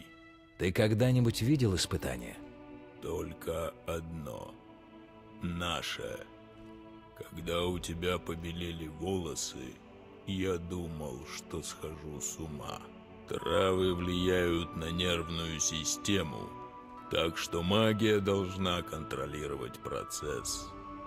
Испытание дает молниеносные рефлексы, реакцию, которой никогда не достичь нормальным людям. Выживают только 4 из 10. Ничего себе. Ничего себе. Расскажи мне про последний этап. Вот это Я да, не знаю боже мой. подробностей. Последний С этап ума сойти. включает мутацию глаз, костного мозга, гормонов. Но она позволяет тебе видеть в темноте и исцеляться в 2-3 раза быстрее, чем обычные люди. Еще мы получаем повышенную сопротивляемость к ядам. Интересно. И какова цена? Стерилизация. Мы все бесплодны. Изменения необратимы? Абсолютно. Так вот. Расскажи мне... Это Так, не-не-не. Давай сменим тему. чем я могу помочь? Я могу помочь. Если мне предложат выбирать между Йеннифер и Трисси, я не буду выбирать вовсе. Мудрый ответ. Я Кинила Шань. Понятно, то есть ты из тех, кто... Из тех немногочисленных, кто выбирает прям Шани даже. Понятно. Ты видел магическую бурю? Я охотился. Как раз перед тем, как началась буря, стая казадоев взвелась в небо. Сотни птиц. Серые сполохи, яростно бьющие крыльями. Совершенно обычное явление. Но обычно их здесь собирается меньше, и их крики редко звучат так отчаянно. Когда пришла буря, я оставил охоту и поспешил в Каэр-Мархен. По дороге встретился с остальными. Спасибо, кстати, Ариша, что ты сегодня опять ко мне заглянула. А то я думал, что ты будешь заглядывать только на Вучанг, если она тебе очень понравилась. И я как раз вначале с тобой сегодня говорил, что мы все-таки, к сожалению или к счастью, может быть, не знаю, пока что все-таки я принял решение оставить ее на будущее и не трогать все-таки эту игру, и подождать каких-нибудь там патчей и обновлений и изменений, потому что все-таки я посмотрел всякие мнения и такие вот эти статистики, в том числе и в Стиме, и там капец как многим тоже, как и мне, показалось, что она немножко, мягко говоря, недоработанная, так что как минимум с оптимизоном ждем каких-нибудь улучшений, и потом в будущем когда-нибудь, я думаю, может быть и вернемся к ней снова, потому что она мне все-таки наполовину понравилась, а наполовину как-то не очень. Подождем, пока может там что-то подкрутят, там подулучшат, поменяют, и можно будет вернуться. Пока тем временем вот я буду продолжать Dying Light первый проходить, который там начал, уже где-то неделю назад, надо бы продолжить, кстати. Вот если вдруг Ведьмак сильно зайдет, то может быть его даже полностью решу пройти на канале. Ну и жду Мафию новую там где-то через неделю или сколько там времени она должна выйти. The Beast ждешь, и его тоже, да. Но я перед тем, как выйдет The Beast, решил все-таки первую и вторую часть заспидранить, если вдруг получится. Ну, по крайней мере, первую я должен успеть пройти, а вторую вот не знаю. Там еще, кстати, сегодня новость была, что The Beast перенесли с конца августа на середину сентября. Для меня это даже плюс, наверное, будет. Многие расстроятся от этого, скорее всего, но для меня это даже плюс. У меня будет больше времени пройти первую и вторую часть. Ей! Придется не так сильно спешить. Прощай. То я же боялся, что как бы мне успеть. И все равно не факт, что я до сентября успею, а то вторая часть там капец какая большая по сравнению с первой, наверное. Все равно. Привет. Привет. Сделано. Ингредиент у меня. Бандиты мертвы. Отлично, я тебя сейчас научу. Но чтобы сделать эликсир, этого недостаточно, надо еще две вещи. Тебе понадобится коготь сильного чудовища и ласточкино зелье. Весемир скажет тебе, где их найти. А теперь я дам тебе формулу. Давай мне формулу. Так, а еще я хотел опять немножко поменьше гаммы сделать, а то было слишком темно, теперь как-то слишком ярко, мне кажется. Прям аж лица у них светятся. Так, Весемир. Да? Да-да. Подождем, пока завезут сиськастые костюмы на героиню. Они вроде там уже есть, но за какие-нибудь там предзаказы и что-то типа этого. А я ничего из этого, понятное дело, не делал. Ну и хорошо, что не делал. То, как оказалось, игра на выходе... Ну, как обычно такое бывает, когда игры только выходят в самом начале. Не часто бывают не очень. Редко бывает такое, когда прям игра с первого дня на выходе прям сразу идеальная, прям по оптимизону и по всему, без всяких багов, и прям все супер. Всегда первые дни все очень плохо, а потом, когда уже пройдет где-то пару месяцев, там год, то все становится намного лучше. И патчи там выходят, и все чики-пики. Хорошо, что я Вуконга прошел почти спустя год с выхода. Но там прям все было почти в идеалити. Ну, там и, как я уже сказал, игра вышла почти год назад. Вторая часть такая какаха, да, но я вот не знал, не играл почти. Я первую часть совсем чуть-чуть когда-то давным-давно играл, и вторую часть совсем чуть-чуть когда-то давным-давно играл. Прям чуть-чуть ту, все. И уже ничего не помню. А вот для канала решил все-таки пройти полностью и первую, и вторую. Ну и тем более третья часть уже намечается на выходе, который тоже хотелось бы пройти. То такой типа спидран будет по Dying Light у нас вот в июле и в августе. Опять долбаная спиралька. Нет, все нормально. Вижу спиральку и сразу бегу смотреть, не обломался ли стрим. Меня переносы не расстраивают, наоборот, хочется верить, что игру улучшат, а не выпустят в попыхах. Ну, как бы да. Как бы и в этом тоже есть плюс. Там так и они написали вроде бы, что им надо еще немножко времени там, чтобы улучшить. Люди просят. Так что пусть улучшают, пусть делают, чтобы все было шикарно.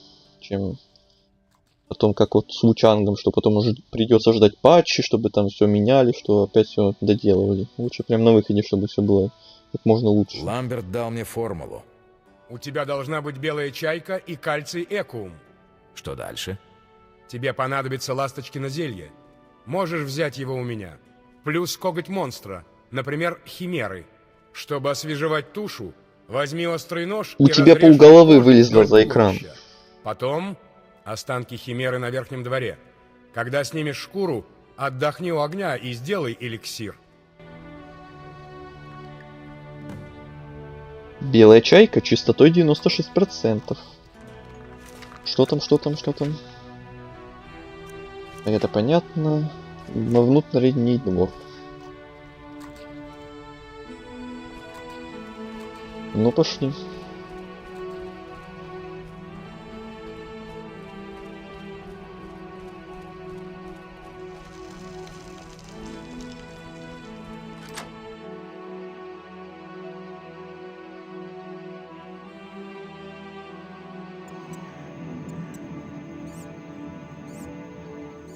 В некоторых старых играх есть некий шарм в их древности, деревянности.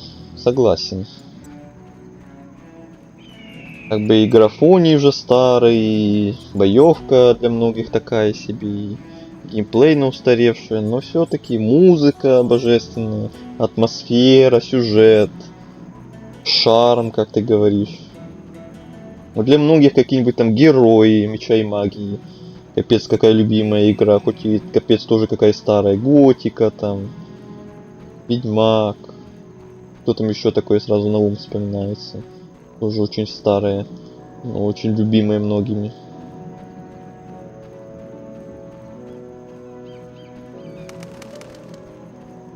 The Elder Scrolls тот же, Oblivion старый, Morrowind старый. Тоже, кстати.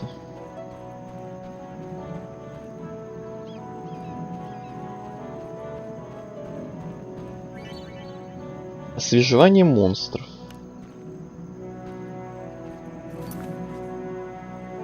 Глаз и коготь. Забрать.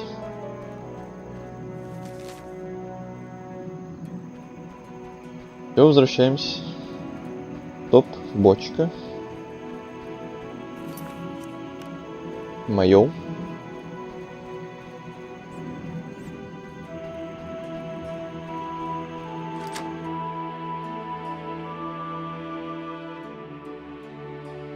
Да, все-таки загрузочные экраны тоже красота, тоже атмосферности добавляет.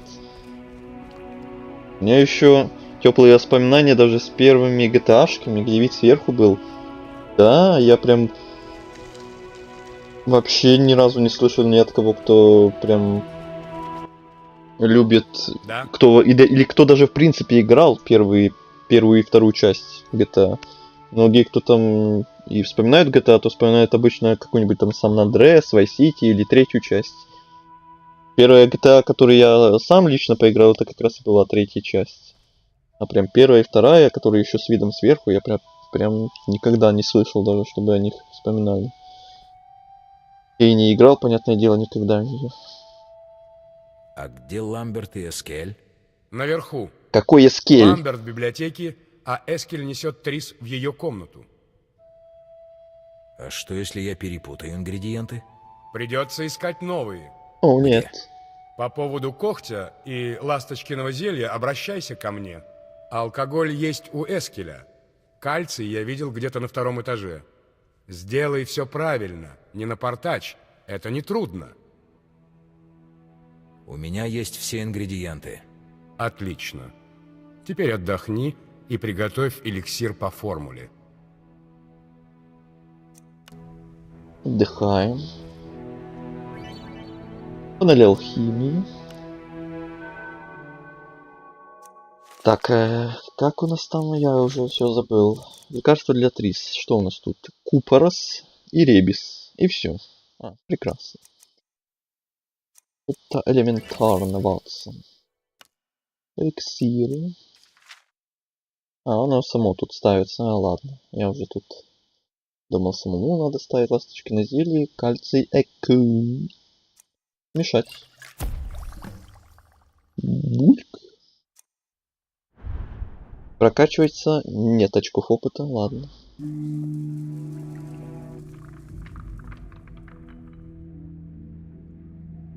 Было прикольно бегать. Что-то там фантазировало. Что эти человеки ходят, живут по своим делам там бродят. Да, бывали времена. Я уже пенсия, к сожалению. Через месяц мне уже 27. Пенсия. Ну ты и сказанула, конечно. Хотел бы я сказать одногодка, но все-таки нет, ну не то чтобы далеко. Так что такая себе пенсия. Таблица SQL, ага, почти да. Excel, SQL. Так, все, лекарства есть? Известный эликсир. Нет, это не то. Где? А, задание, вот, да, все есть. Теперь отнести. Да, понесли.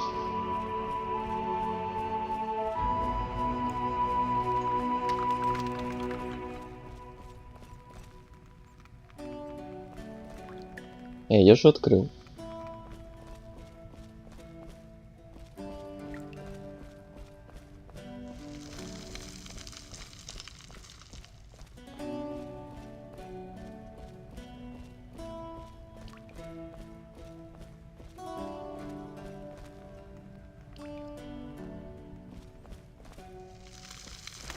Где-то тут Ламберт и Эскель.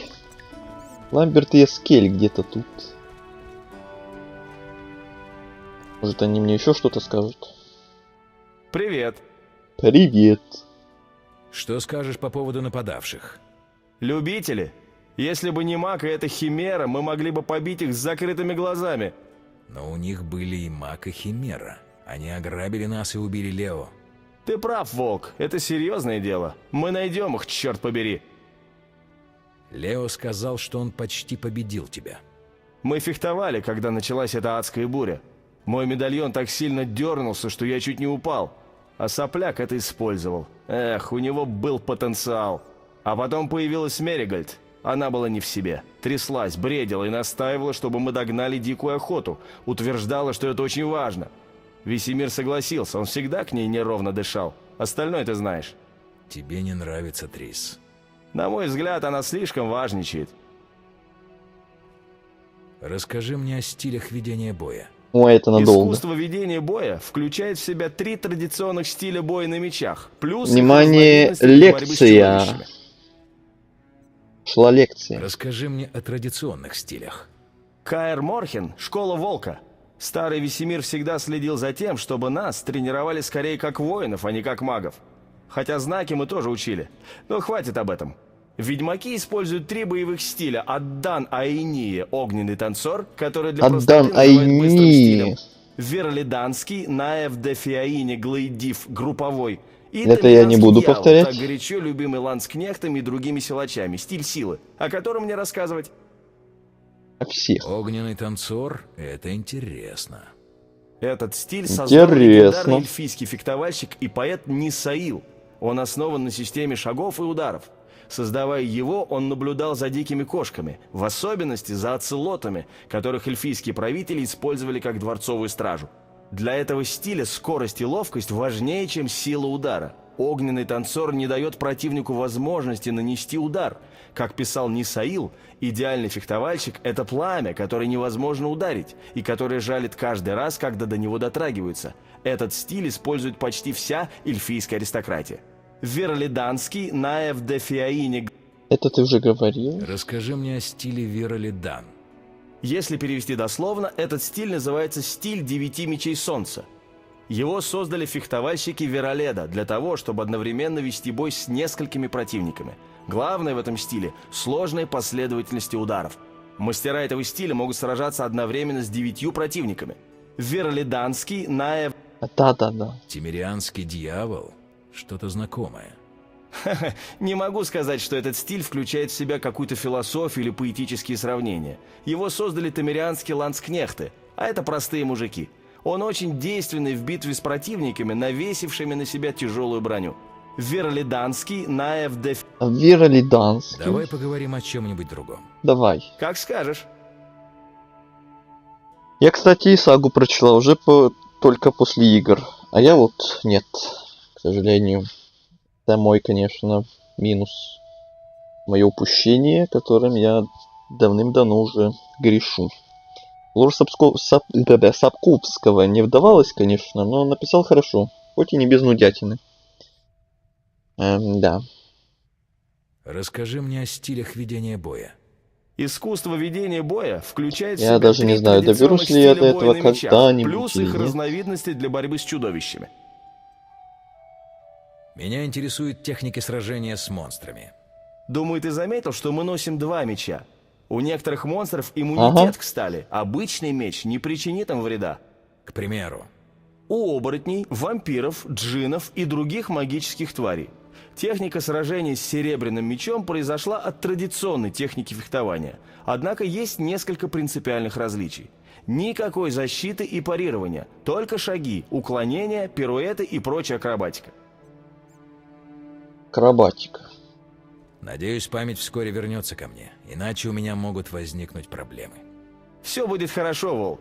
Твое тело само вспомнит все необходимое. Некоторые вещи забыть невозможно. Тебе придется довериться интуиции при выборе стиля ведения боя. Давай я объясню все на примерах. Дьявол подходит для уничтожения кикимор, гравееров и фледеров. Огненный танцор идеален для убийства баргестов и Гравейры, упырей. фледеры, всех Вероледан, помним, всех знаем, да, В целом да. он подходит для уничтожения всего, что ходит толпами. Но для начала ограничься утопцами. Спасибо, Ламберт. Без проблем, Волк. Ламберт, хер моржовый. Расскажи мне о... Искусство. Да-да-да. Меня интересует, Думаю, ты заметил? к примеру... О, Давай поговорим. у тебя есть? Все, До встречи. до встречи. Поговорили. Там еще Эскель был, я видел. Эскель. Таблица Excel, иди сюда.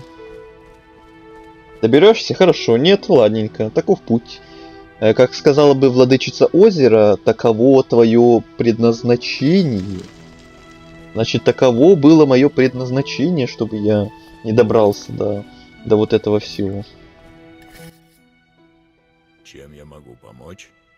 Ничем. Мы с Прощай. тобой поговорили, у тебя ничего нового не появилось, тогда все. Мы идем к Трис. Так, а тут я был? Было, почему сундук светится? А, кальций экум. Ну, халявный кальций забрали. Кому-то не хватает кальция. Кто любит йогурт? Все дела. Побольше кальция. Косточкам полезно, все дела. Ламберт. Да-да-да. Так оно и было. Так, я не туда иду. Трис это не сюда, Трис это чуть дальше.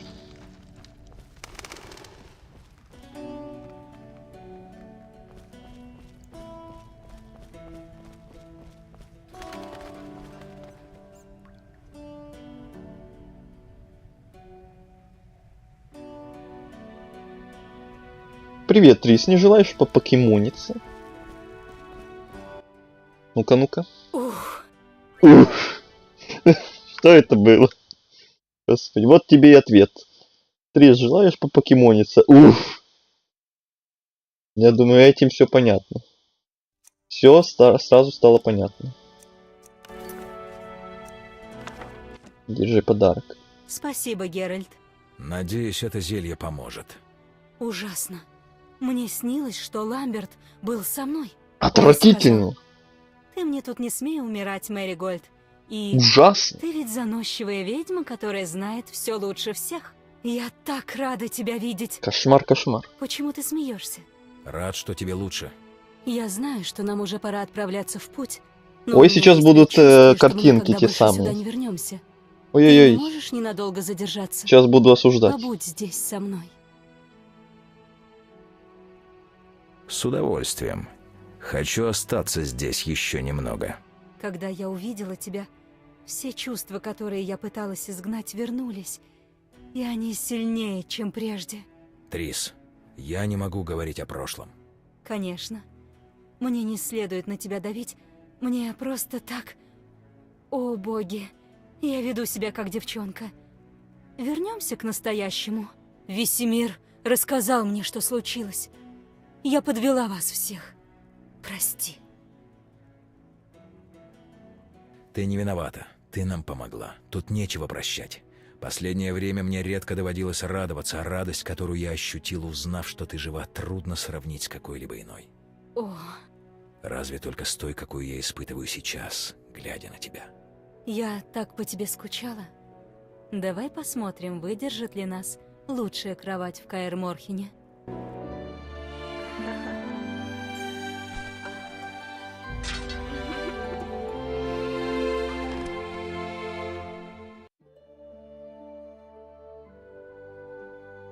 Ну, хотя нет, тут осуждать особо нечего. Так что это еще ладно, это еще по-божески. Геральт, это было великолепно. Как всегда. Как Осуждать будем чуть попозже, Ты значит. И правда ничего не помнишь? Но на всякий случай осуждаю все равно, на Чем всякий случай, закончилась ладно. битва? Мало ли что вдруг. Они ворвались в лабораторию, убили Лео, похитили Осуждаем. наши мутагены и сбежали. О, нет. А то. Бедный Весемир. Мало ли. Еще один его ученик погиб до срока. Мы отложили похороны, ждали, пока ты придешь в себя. Спасибо. А ваши легендарные мутагены, их потеря может обернуться катастрофой? Ладно, не будем терять время. Если у тебя больше нет вопросов. Нет вопросов. У матросов нет вопросов, а у нас вопросов целая гора. Ты сможешь вернуть мне память? Не знаю. Мне надо тебя обследовать. Время — лучший целитель. Существует вероятность того, что память вернется сама. Насколько большая вероятность? Сложно сказать. Разум — сложная штука. Может быть, если бы я знала, что послужило причиной потери памяти... На это у нас нет времени. Геральт, мы уже можем идти? Нет. Ты можешь мне рассказать о чародее, который ограбил лабораторию? Прежде всего, он очень могущественный. В совершенстве владеет силой, почерпнутой из круга.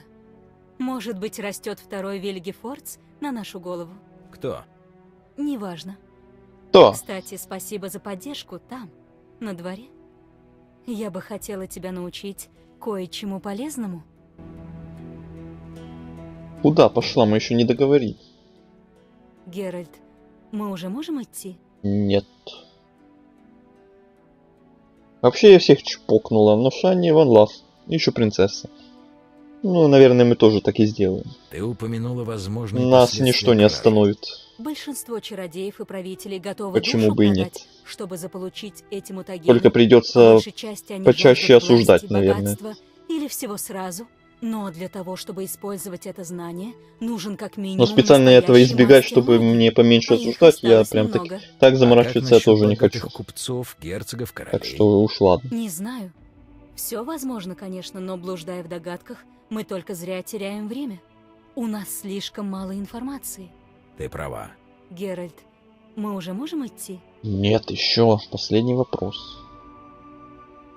Хотя нет. Мне нужно кое-что сделать до того, как мы отправимся в путь. Нет, уже Я все. вернусь, как только буду готов. Нет, все, можем идти тогда. Рецепт кошка, кстати.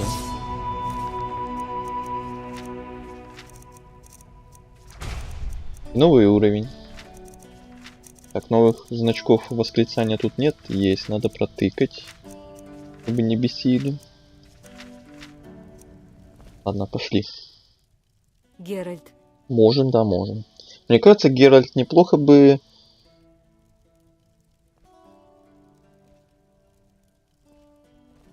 Кто сделал? Тем стариком из Вучанга. Один бесконечно задавал бы вопросы, второй бесконечно бы на них отвечал. Ага, а я бы тогда тут просто умер от старости, все это долго и нудно слушать и скипать. Было бы капец как увлекательно, в скобочках. Да, не стоит заставлять Весемира ждать. тогда пойдем? Пойдем уже.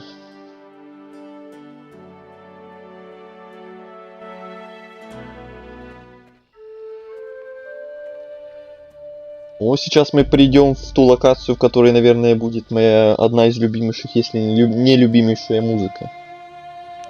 Наверное.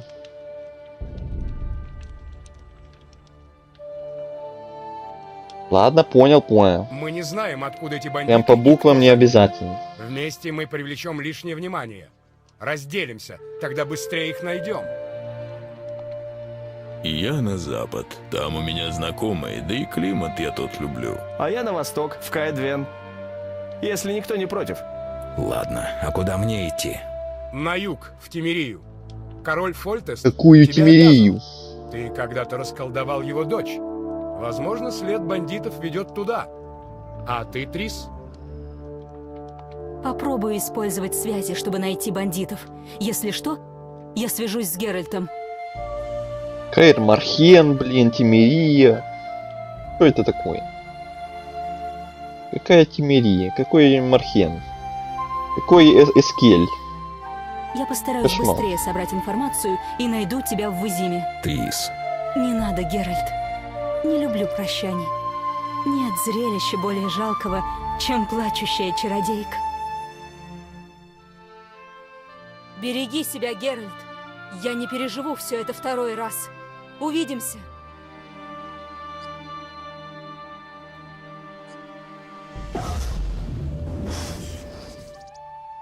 до встречи, Трис.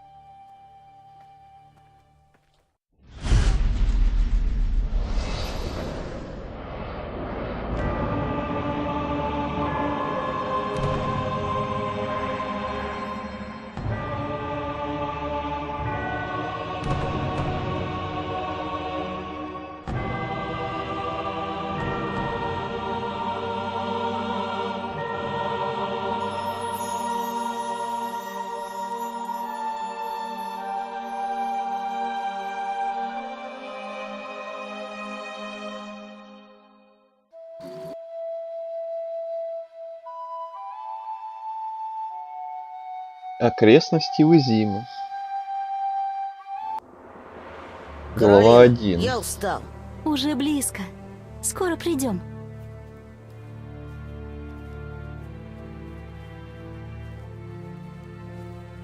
Ой, холодно. Куплю тебе теплого молока с медом.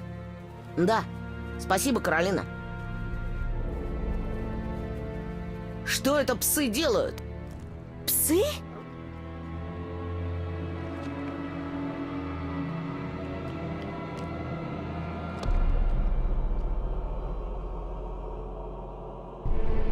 Альвин, сделай так, как я скажу.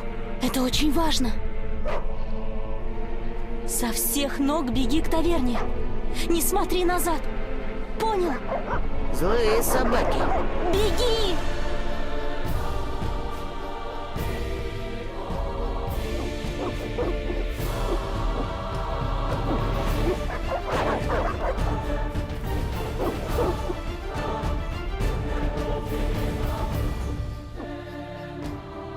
Закрывай ворота! Зверь! Зверь напал! Тревога!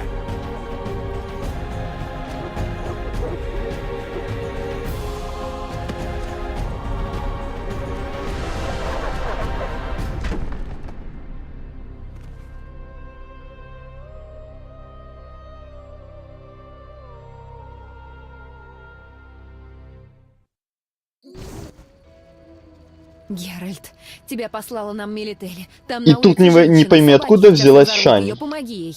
На помощь! Не Помощь! открывайте ворота! Чудовище проникнут сюда! Да, эти собаки смертельно опасны. Я здесь не местный, но вы люди. Просто чудовища. Отойдите. Я сам спасу ее. Стой, не выходи туда в одиночку. Будь ты проклят! Мы все умрем! Побои!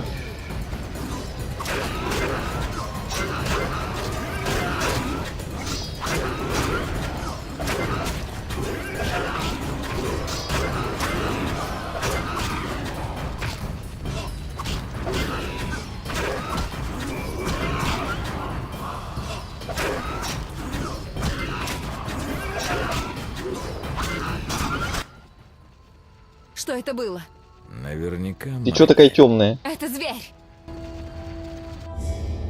Опять надо гамму, что ли, менять? Смотри. Придет век, век волчьей пурги. Придет час белого хлада и света. Час безумия и презрения. Тедериат, час конца. Мир умрет и возродится вместе с новым солнцем. Воспрянет он из старшей крови, из зерна засеянного. Зерна возгорится пламенем. Древнее эльфийское пророчество Этлины. Надеюсь, с ним ничего не случилось. Кажется, он спас нас от этого зверя. Хорошо, мне кажется, Альвину стало лучше. Я найду кого-нибудь, кто бы смог о нем позаботиться. Его нельзя оставлять одного. На время мы остановимся в таверне. Погоди. В В пути я наткнулся на диких собак, не таких, как эти, причем я имею в виду не только зеленую шерсть. Ты что-нибудь о них знаешь? Они наводят страх на всю деревню уже некоторое время. Убивают человека каждые несколько дней. Вожак стаи — огромный пес, может быть, волк. Люди зовут его просто зверем. Кто-нибудь захочет заплатить за то, чтобы этого зверя убили. Я знала, что это тебя заинтересует. Именно этим и занимаются ведьмаки, ведь так? Но хватит про чудовищ. Что тебя сюда привело? Я ищу человека со значком в форме саламандры. Не видела такого в окрестностях? Не так громко. Кто-то такой был здесь. Но крестьяне не имеют, только заговори о нем. Преподобный может что-то знать. Ты можешь и о звере с ним поговорить. Я так и сделаю. Еще что-нибудь? Да, мы знакомы? Да, мы знакомы. Это же я, Шани. Ты что, меня не узнаешь? Это же Шани. Да что с тобой стряслось? Сейчас по башке тебе Я даст. слышала, что ты погиб во время погрома в Ривии. К сожалению, я потерял память. Помню последние несколько недель, но больше ничего. Боюсь, что я не смогу тебе помочь. У нас на севере неврология еще только зарождается. Могу только сказать тебе, что иногда память возвращается. Вообще все не так плохо. Я уже постепенно привыкаю. С сожалением констатирую, что чародеи в таких случаях действуют эффективнее. Может, кто-нибудь из них мог бы тебе помочь? Радуйся, что у меня ник сейчас Писюня, а не... Альбопорол... Не, я не буду это выговаривать. Уж извини, уж со всем уважением, простите, не буду. Какая-то там страница. Итак, с двухнедельным запасом питания и рации для связи с центром ведьмак направился вглубь Визимы. Это даже лучше прозвучало, чем в игре было написано. Так, секунду, сейчас я отвлекусь на полминуты.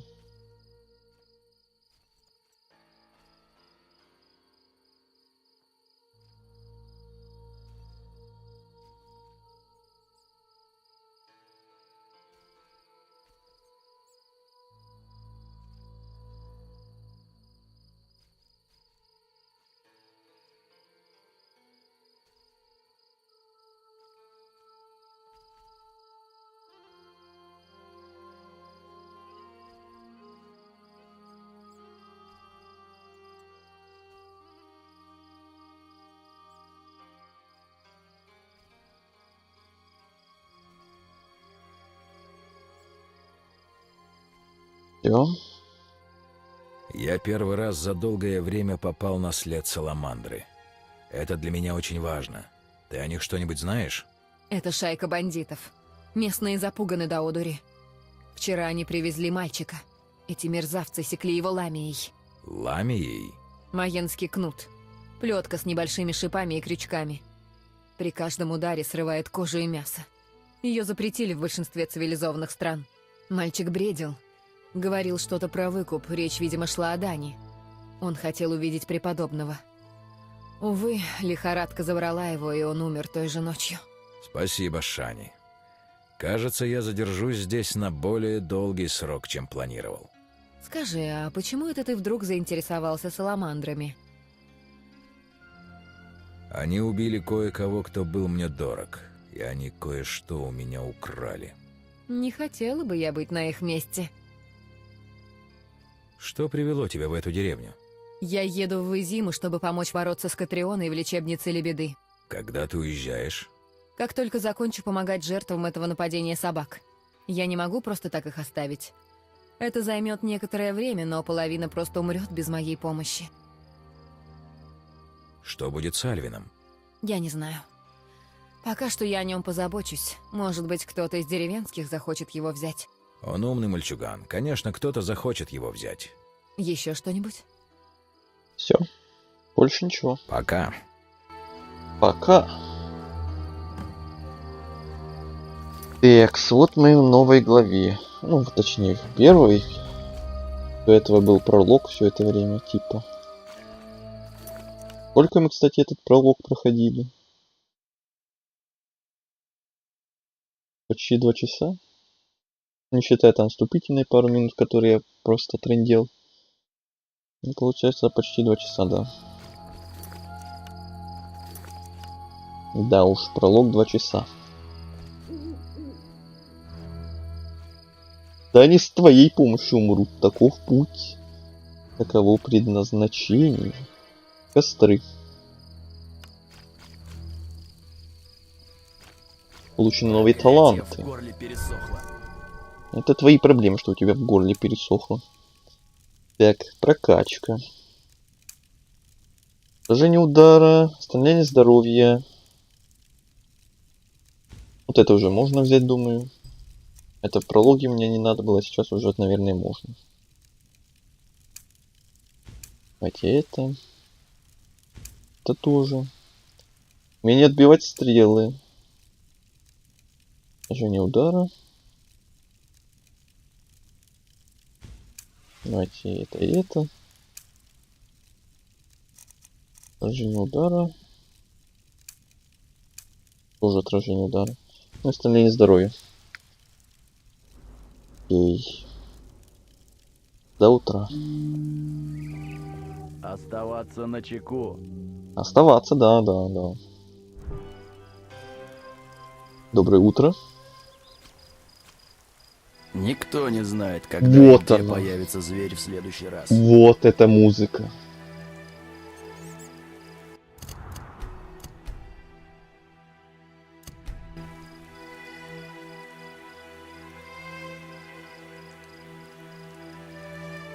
Я молчу.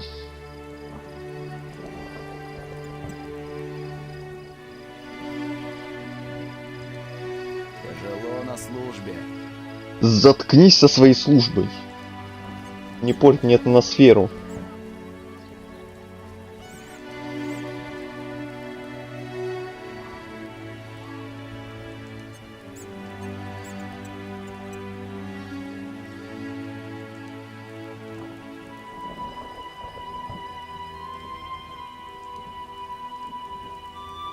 Да, я говорил, что я буду прям некоторые моменты вот моей любимой музыкой, которая вот подобна этому, буду просто на несколько секунд останавливаться и вслушиваться, и просто ностальгировать по максимуму. Вот это одна из тех самых мелодий, которые прям больше всего мне запомнились. Прям максимальный уровень атмосферы и ностальгии. Я впервые Я увидел кое-что стены столицы слышал о вашем теней. братстве. Приветствую. Приветствую. Приветствую. Да, я краснолюд. Нет, я не поддерживаю Скуятаэлей. Ни открыто, ни тайно. Да, я исправно плачу налоги и взятки. Постоянно. Сегодня в том числе. Успокойся, я всего лишь хотел поговорить. Успокоюсь я в могиле. И если все пойдет хорошо, то уже через пару дней или недель. Я постараюсь прийти на похороны. На казнь тоже приходи. Меня как-то заставили присутствовать на повешении нелюдя. Веселье, полные штаны. Я уже понял, что нелюди здесь не жалуют. Как и повсюду в северных королевствах. Некоторые субтитры Один не чиновник совпадают в Изиме с недавно диалогами. получил награду за вклад в развитие экономики. Ну да ладно. Изобрел виселицу для краснолюдов. И при чем здесь развитие экономики? А ни при чем. Но ты только подумай, какая экономия, если производить их сотнями. Сэкономленное дерево можно пустить на производство других товаров. Например, детских деревянных мечей. Можно один вопрос? Да? Как будто на кордоне в Зое Чернобыля, деревне новичков. Ну, можно даже сравнить и так. Там тоже вайб не слабенький в самом начале с той музыкой. Кто такие Скоэтаэли? Вы бы назвали их смутьянами или подстрекателями. Они борются за право нелюдей. Скоятаэль — эльфийское слово. На вашем языке означает «белка». А зовутся так, потому что носят беличьи хвосты на шапках. И ты ведешь дела с белками? Ах ты хрен собачий. Сам Тебе такой. меня не спровоцировать. Ты смотри, какой агрессивный. Пошел прочь, провокатор. Ах ты какой. Ну ты обиженный, конечно. Доска объявлений. Обижака еще Может, и тот. для ведьмака найдется работа. Объявление. Все забрать. Все прочитать. Срочно требуется храбрый воин. 10 черепов баргистов. Овцы. Гули. Гули. Так, это я все читал ведь. Да. Ой. Бутерброд случайно сожрал. Ничего страшного.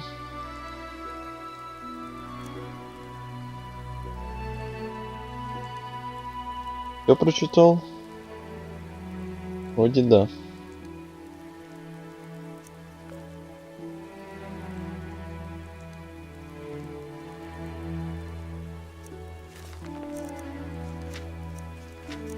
Урга рецепт.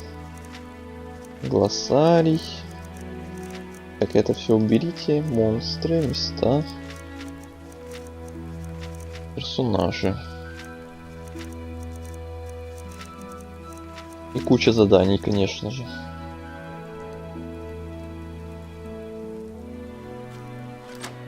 Он, по идее, должен потом разобидеться на нас, когда мы поменяем локацию. Можем договориться с ним. Наверное.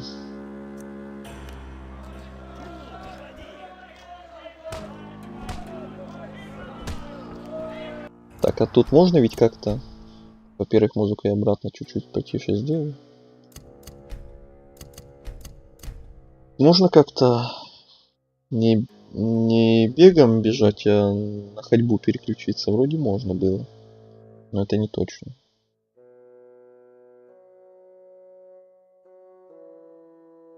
Не вижу. Наверное, нет. Буду путаю с другой игрой какой-то.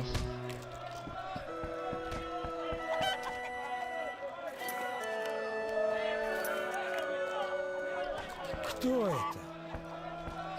Кто? Это не я. Мне надо торопиться.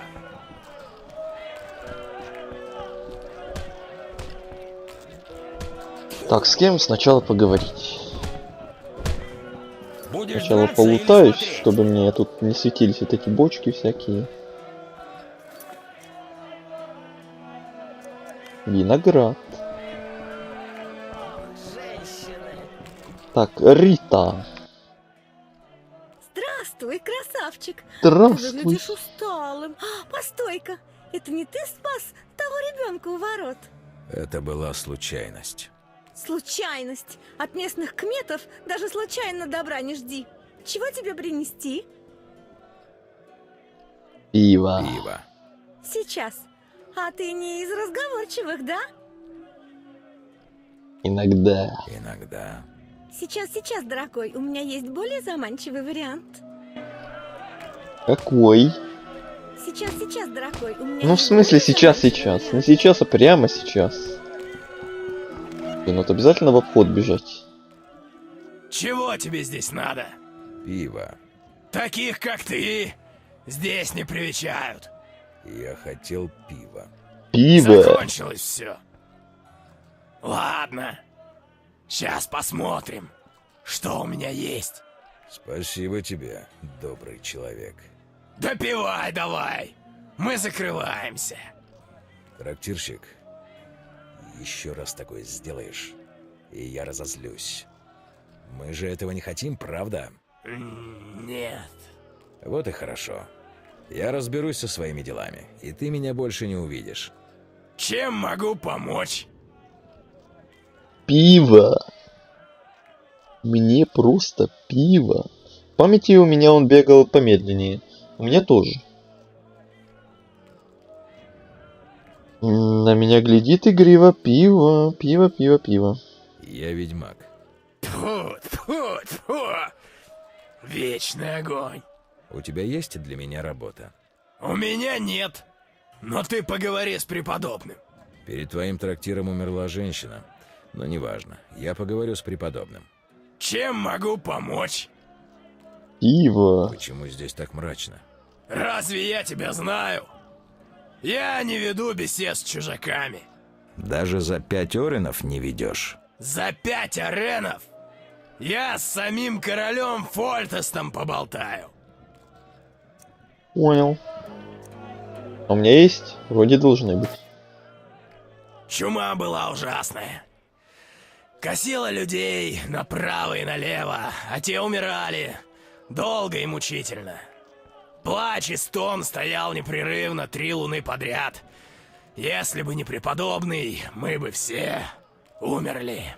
Так что ничего нет странного в том, что мы не рады незнакомцам. Когда чума уносит всю твою семью и всех твоих близких, ты просто без ума от горя. Преподобный спас нас. Он молился целый день вечному огню, не принимал ни еды, ни воды. Его молитвы были услышаны. Он наложил на нас епитимию, и тем избавил нас от греха и укрепил нашу веру. Конечно, Мы начали с того, что очистили дома наши от греха и скверны. Мы взялись, и на другой день всякая скверна была похоронена и забыта. А потом преподобный сказал нам: «Вы хорошо сделали, очистив дома ваши от греха. Я знаю, как это было трудно. Я знаю, что это были ваши родные. Но вечный огонь послал чуму в наказание за их грехи. Вы же чисты, вы будете жить». И мы поверили ему, а затем вышли наружу. Холод стоял жуткий. Но мы исполнили свою епитимию, на коленях проползли вокруг деревни и помолились в каждой из 5 часовен. Поверь мне, на следующий день деревня была тиха, как будто погрузилась в сон. И с тех пор заболели лишь немногие. Чума забрала еще только несколько семей. Это, конечно, очень Всего поучительная лишь. история. Прощай. Стопе. Стоять. Стоять бояться. Чем могу помочь? Пиво, я тебе уже говорил. Я ищу кое-кого, кто остановился в этой таверне. Поищи за столами и в альковах, где собираются гости. На ночь они расходятся по своим комнатам. Если тебе нужно с ними поговорить, приходи утром. Я поищу. Чем могу помочь? Комната не хочу. Сохранять хранилище тоже пока ничего Прощай. не хочу. Мне пора в дорогу. Так, с тобой все, поговорили. Так, сколько у нас, кстати, денег? 63. До войны с Нильфгардом все было гораздо лучше. Ты в зиму? А за десяток... Ты кто таков? Чужак? Что тебе нужно? Вы здесь всегда так тепло приветствуете чужеземцев? Конечно. Местные, чужаки. Какая разница? Зверь всех сожрет. Рад, что удалось найти Действительно. общий язык. Да, отпразднуем это дело. Не, До встречи. Мне пора. это без меня. Черт, вместо того, чтобы купаться в деньгах в торговом квартале, я вынужден продавать свои товары в предместье. Не повезло. Я тоже не могу попасть в город. Я уже целую вечность торчу здесь, перед этими воротами. Подходи, хочешь что-нибудь купить? Грабь меня среди бела дня, давай! Что продаешь? Фактически кровь и плоть свою. Давай, буду грабить. Книжечки всякие по 40, по 200, по 250, по 100. Короче, дорого. Могу тебе продать вот это все. Покупать пока ничего не буду. Вот, уже у меня 123. Надо бы еще кому-то что-то продать. Рита почему-то не хочет больше со мной говорить. Кстати, где он? Где Риток? Ритуля где? Уже убежала. Эх, ладно. Так, с этими... Из-за проклят... С тобой не говорил еще? Похоже, тебе не везет в любви, милздарь. Но держу пари, тебе повезет в игре в кости. Действительно, в кости. костях я кое-что смыслю. Милздарь, уверяю тебя, я не собираюсь жульничать и держать тебя за дурака. Обещаю исключительно честную игру. В таком случае, почему никто больше с тобой не играет? Почему именно я? Риск — это то, чем ты зарабатываешь на хлеб. Это очевидно. Для меня честь поиграть с тобой. С меня нечего взять. Кошелек у меня пуст, как кузнечные меха. С этими гречкосеями тут и так, только на качан капусты играть можно. Раньше со мной играл один охотник. Достойный был соперник. Но давно уже его не видно. Естественно. Ты его ободрал как липку, так что здесь нечему удивляться. Честно говоря, он сам установил такие высокие ставки. Но фортуна с самого начала была не на его стороне. Держу пари, держи свои жупари при себе. Жупари. А в кости я бы сыграл, кстати, надо бы вспомнить азы, а то в третьем Ведьмаке этих костей вообще уже нету, как бы там гвинт, все дела, вот в первом и во втором еще есть эти старые добрые кости. И неплохо ты зарабатываешь с этими костями? Зависит исключительно от того, с кем играть, милздарь. В Изиме ставки намного выше. А где в Изиме можно найти с кем поиграть? Если денег много, то в новом Наракорте. Еще можно зайти в подкудлатым Мишкой, если смелости хватит. А что это был за охотник? Боже, этот парень явно не Боже. жаловался на недостаток любви. Никогда еще не видел, чтобы человеку настолько не везло. Он проиграл немало аренов. В таком случае будь осторожнее. Он может вернуться за своим золотом, как только покончит с любовью. Не думаю, милздарь. За версту было видно, что он мод. Наверняка исчез Мод. из-за долгов. Мод. До встречи, мне пора идти. Вот вам и мод. Кости я играла, а вот гвинт нет, не зашло совсем. Ой, а у меня с гвинтом старым прям целая история связана. С него прям началось все у меня. Отважных здесь нет. У меня из-за гвинта, в принципе, сам канал, можно сказать, зародился. И стримить я начал почти что из-за гвинта. Только не того, которого и в Ведьмаке, а прям и из-за другого. Но и другой я начал играть как раз из-за того, который в Ведьмаке. Там он по себе, конечно, тоже мне немножко не понравился, потому что он такой сыроватый, скучноватый, пустоватый. А вот прям который отдельный гвинт, там уже прям намного все интереснее, намного все было круче для меня на тот момент. На тот момент это было много лет назад, тогда, конечно, было все очень круто и весело. Я очень много играл в тот гвинт отдельный. Очень активно в него играл, но уже давным-давно как уже забросил его. К сожалению или к счастью. Я уважаю Там уже тех, миллион кто любит всяких рисковать. обновлений выходило, сколько всего разного. А почему я не могу с тобой в кости сыграть, алло? Я думал, мы сейчас сыграем. До встречи, мне пора идти. Ну вот. Эта шлюха-ведьма Абигайл продает. Тихо. Просто послушай. Абигайл продает. Абигайл. Просто послушай. Так, ну ладно, поговорим с вами. Ты меня спас, да? Да. Я помог стражникам. Интересно. Интересно. Что теперь со мной будет? Может, подождешь, пока тебя не заберут родные? Нет. Все мои родные умерли. Я останусь тут. Мне очень жаль, парень. Мне все равно. Я едва их знал. Иногда у меня бывают... Еще что-нибудь? Нет, все. Пока. Ничего нового не появилось, ладно. Так, ну может тогда на кулачный бой, раз уж в кости хотя бы нам не удалось поиграть, то тогда хотя бы морды кому-то набьем, что ли. Сохранимся. Я тебя спас, я тебя и убью. Только никому не говорите. Это спойлер. Будешь драться или смотреть? А то мало ли, кто-то не в курсах. Ну-ну, ведьмак. Будет Приветствую. там. Здесь что, Когда-нибудь проходит в какой-то записи турнир? могут смотреть. Да, мы избиваем друг друга до полусмерти за деньги. Я вряд ли, но мало ли. Звучит весьма увлекательно. Если хочешь, чтобы толстый Фред тебе настучал по физиономии, покажи деньги. Сколько? 25 аренов. How much? Расскажи мне об этом турнире поподробнее. Правила простые.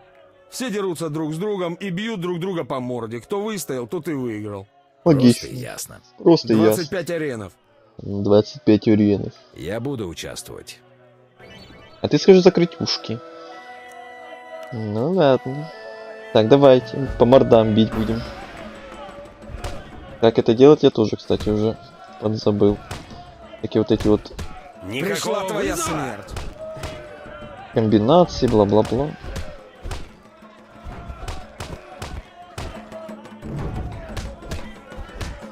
Страсть, как хочется врезать кому-нибудь. Слоу-моу.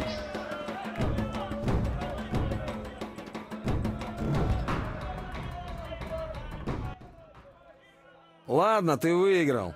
25 аренов. Получаю. Выбирай. Водку и закуску, кольцо, золото. Водку и закуску себе оставь. У меня ее и так полно. Кольцо. Ну... Кольцо может быть какое-то дорогое и классное, а может быть какой-то дешевкой. Я выберу самые надежные, самые понятные. Золото. Золото. 100 аренов. 100 аренов. Подавись. Давай сюда. 125 даже. Ну, те, что я отдал 25 тоже. Ну и уровень. Что это? Что это? Ну, попади! О, Шани отхилила. Спасибо. Ведьмак! Ну, наконец-то! Хоть один разумный человек в этом болоте. А с кем я имею честь общаться? В болоте. Леуварден, купец. Из тех самых Леуварденов. Из тех или из других, чувствую, у тебя есть для меня работа. К несчастью, это правда. Мой друг исчез в пещере под стенами Вызимы. Там могут водиться монстры. Ты думаешь, он мертв? Не знаю. Но я заплачу 200 аренов, если ты спасешь его или найдешь его останки и похоронишь. Как подобает. Договорились? Договорились. Позволь мне кое-что объяснить.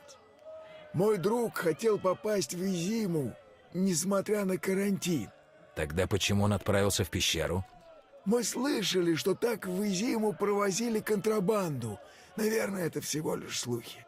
Я сделаю, что смогу. Будь осторожен. Мой друг уже имел дело с монстрами. Если он мертв, значит опасность велика. В первом Ведьмаке кулачный бой больше нравится, чем в третьем. Мне в первом вообще почти все больше нравится, чем в первом. Чем в третьем. Вот почти все. Реально себя машиной-мутантом ощущаешь. Так, новостей нет. Что вы продаете? Кольца, травушку, мравушку, букеты, ромашки, розовое вино, тюльпаны, спирт, янтарь, орхидеи. Берите все, что вам заманется. На любой вкус, так скажем. Так, это я продам.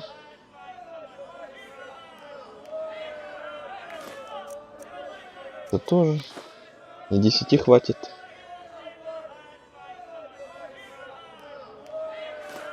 Это тоже. Блин, жалко, что Рита ушла. Я бы и продал все вот эти вот винограды, всякую воду, пиво, которые у меня прям целой горой тут уже собрались.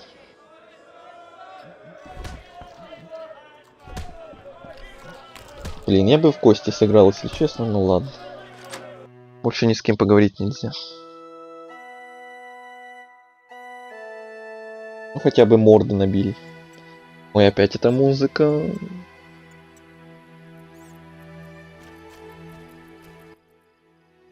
Приветствую.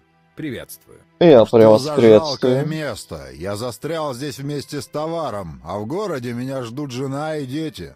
Вы не можете попасть в город? Беспредел. Ворота зимы закрыли из-за чумы. Боги-свидетели, ничто так пагубно не влияет на торговлю, как эпидемии. Наверное, придется просто подождать. Большинство больных уже умерло, но звери-разбойники теперь распространяют свою собственную чуму. Не хватает только сборщиков налогов. Можно один вопрос? Да. Да. Расскажи мне о чуме. Что тут сказать? Это разновидность бубонной чумы. Ради собственной безопасности я стараюсь держаться подальше даже от тех, кто чихает. А ты разве не боишься? Ой, это я. У меня иммунитет конфекционный. Это я тут чихаю. Мой дед утверждал И то кашлю. же самое. В конце он настаивал, что Так его что бубоны берегитесь всего меня. лишь прыщи. Да Берегитесь меня. Да. О, бубонная чума, все дела, да. Что тебе известно о звере?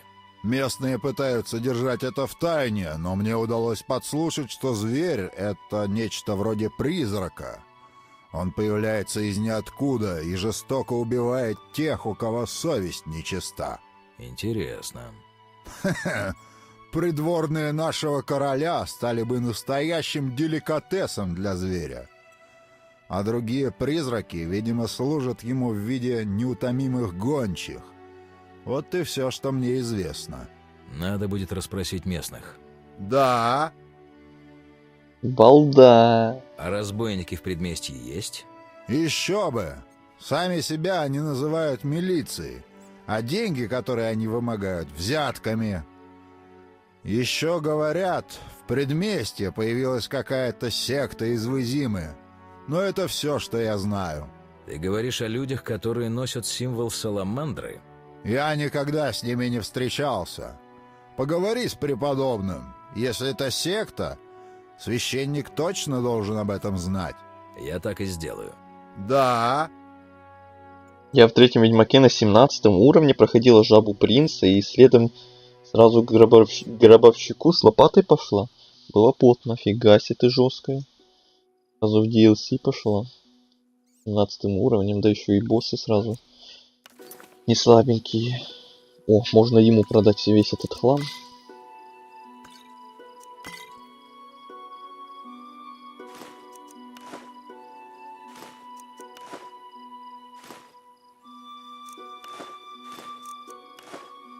Можно одной кнопкой, без вот этих подтверждений всех.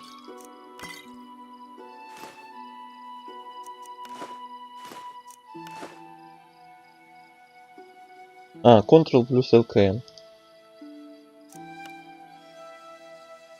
Вот так я же нажал. А, разделить.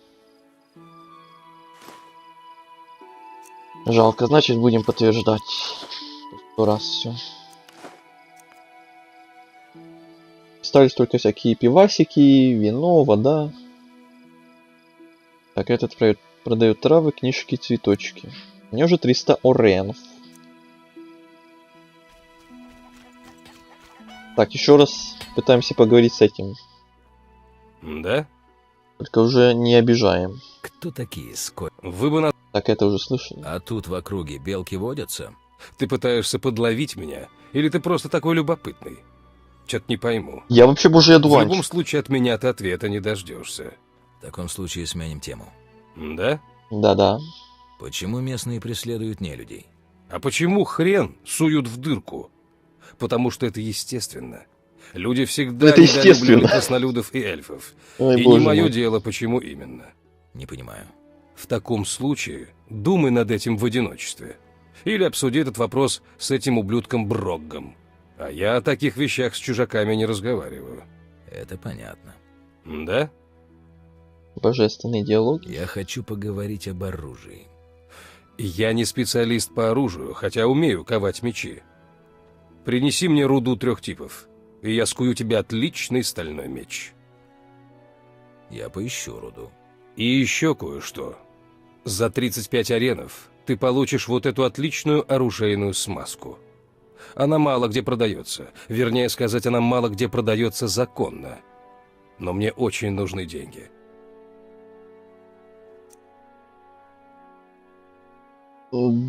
Окей. Эта смазка удаляет ржавчину и повышает качество оружия. В ее состав входит свиной жир и Ринфритское некоторые масло. другие ингредиенты. Слушай меня внимательно. Ой, ты прям рецепт мне рассказал, да? Вау. Вот это спасибо. Вот это приятно, вот это неожиданно. Это не зря я потратил 35 оренов.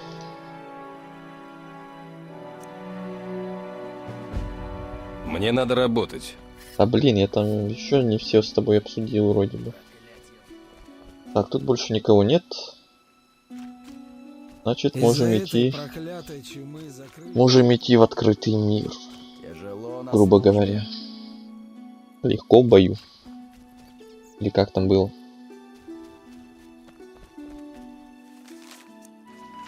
Так, с карта.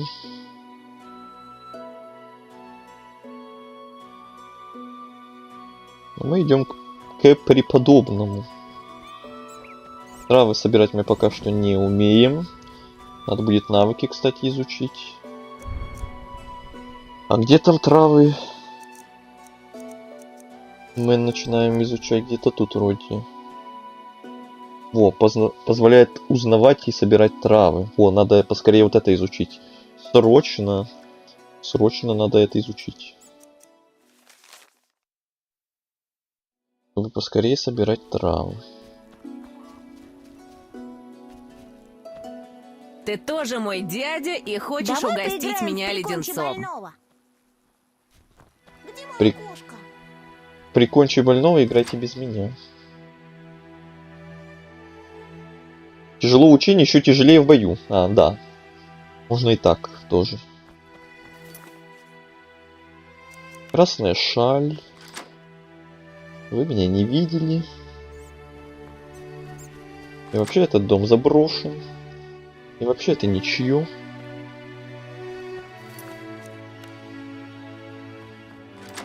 Блин, у меня чувствительность на минимуме прям. На единичке буквально. Да, единичка минимум просто. И все равно камера летает как сумасшедшая. Особенно в некоторых моментах.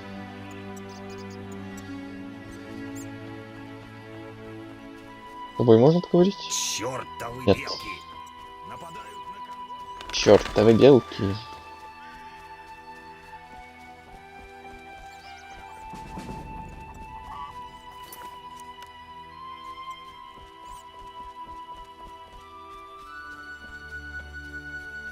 Вот можно просто бегать и просто наслаждаться музыкой. И ничего для счастья больше не нужно.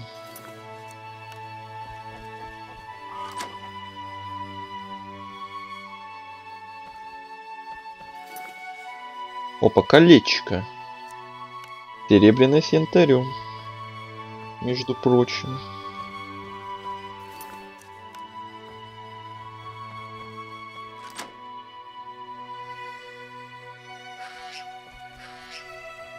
Гуси-лебеди.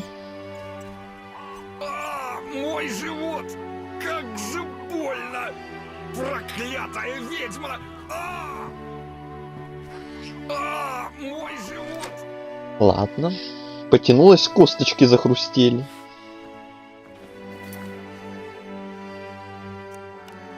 Это значит, что ты прям капец как хорошо потянулась.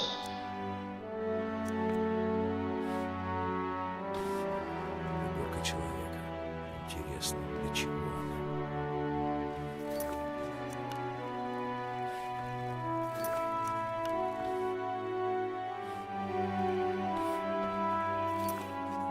Еще одна шаль. Груша, виноград. Нельзя скушать. И тут что-то светится. Только может.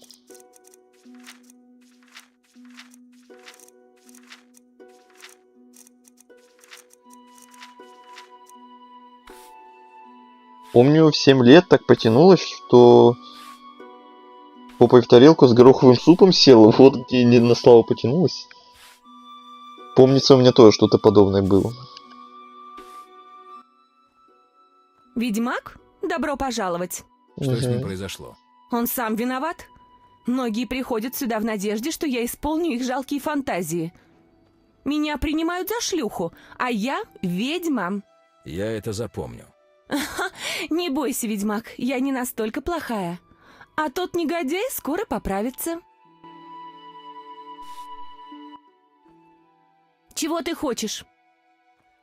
Его и сразу. Я прочел твое объявление. Отлично.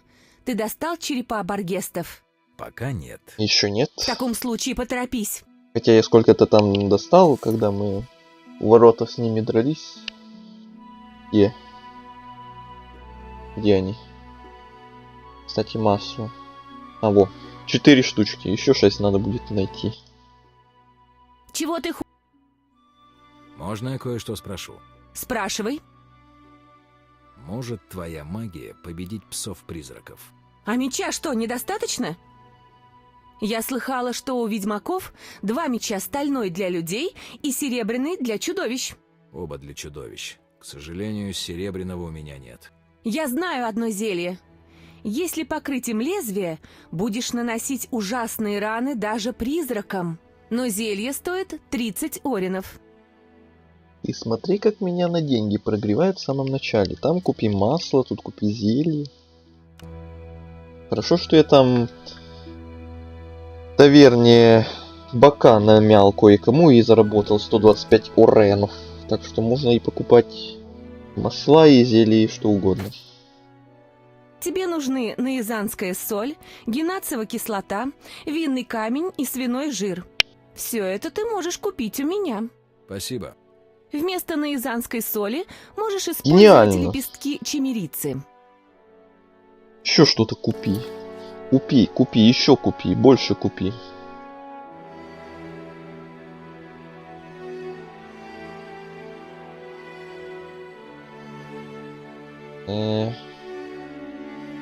Блин, вот это я продавать как бы уже и не хочу, потому что это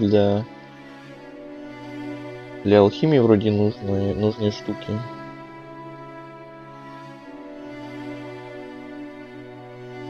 Может быть, в этом сундук в таверне надо будет сложить просто, чтобы валялось на хранении. Вариант. Мне бы продать вот эти все пивасы, вино, такая вот эта дрянь. Остальное пусть лежит.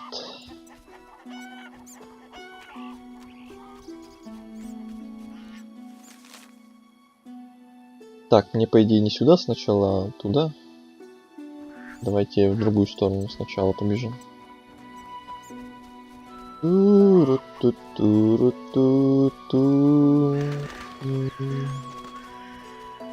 Свежие могилы. Похоже, чума нанесла здесь сильный удар. Мне скучно.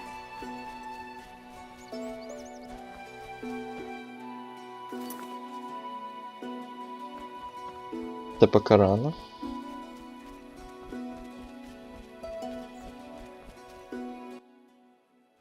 Приветствую вас, ведьмак. Я местный ловчий. Я вас Приветствую категорически вас. приветствую. Удивлены, что я вас знаю? Нет? Ну и ладно. Чего вы хотите? Я ищу работу для ведьмака. Я сам собирался этим заняться, но раз уж ты здесь... Вроде бы на берегу озера завелось чудище, что пожирает мужиков, которые не поспевают засветло домой. В гробнице, кажется, завелся гуль. Я посмотрю. Но вначале скажи, сколько я за это получу. How Вы, much? ведьмаки, ничего бесплатно не делаете. Убей чудище, принеси мне доказательства, и я тебя щедро вознагражу. Щедро это сколько? Можешь рассказать мне побольше про чудище на берегу озера? Только то, что оно охотится по ночам и убивает людей. Как выглядит создание из гробницы? Может, это обычный гуль, но кто его знает? Сам увидишь. А сколько вы берете за утопца? Это профессиональный секрет. Профессия у нас одна. Похоже на то. Так сколько? По-разному бывает, но в среднем 80 аренов. Я так и знал. Знал, что тут что-то не так с ценой. Успокойся. Мир идет вперед, все дорожает. Только устаревшие ведьмаки работают за гроши. И они еще меня называют паршивым выродком. Как потопаешь, так и полопаешь. Что? Что, простите? Ничего, ничего. Там ты полопаешь. Прощай.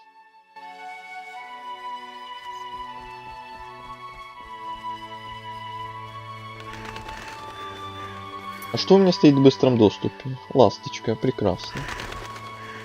А что у меня еще есть? Неизвестная, белая чайка, пурга. Ласточка. Еще ласточка. Больше ласточки. И масло, и все. Пусть будет ласточка тогда, ладно. Целых 7 штук.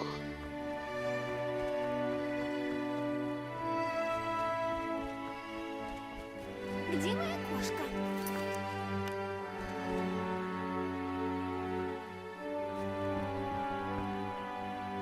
Заперта. Крыто. Что это такое? Так, секундочку. Один момент.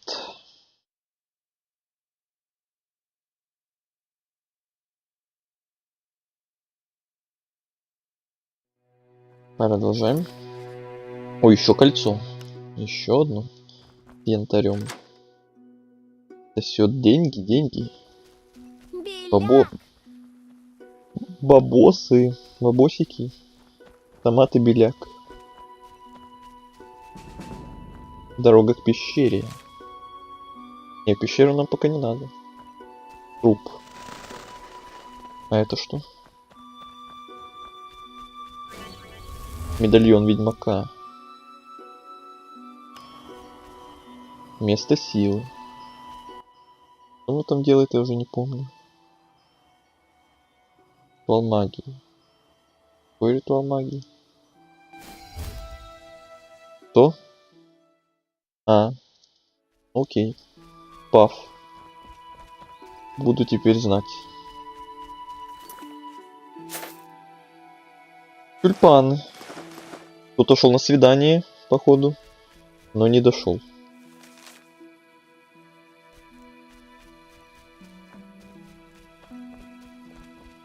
Хотя, может, нам сейчас пойти в пещеру? Или нет? Ну, еще арт бафнули. И пока не пойдем, давайте. Пока походим по деревне. Послушаем музычку, поберем квесты всякие разные. Пообщаемся тут. Сколько стрим, кстати, идет? Почти 3 часа. Нормально. Вряд ли мы успеем всю деревню сегодня пройти, но хотя бы начнем. Сегодня пролог почти 2 часа проходили. Не хочу быть стражником! И я не хочу. Давай поиграем.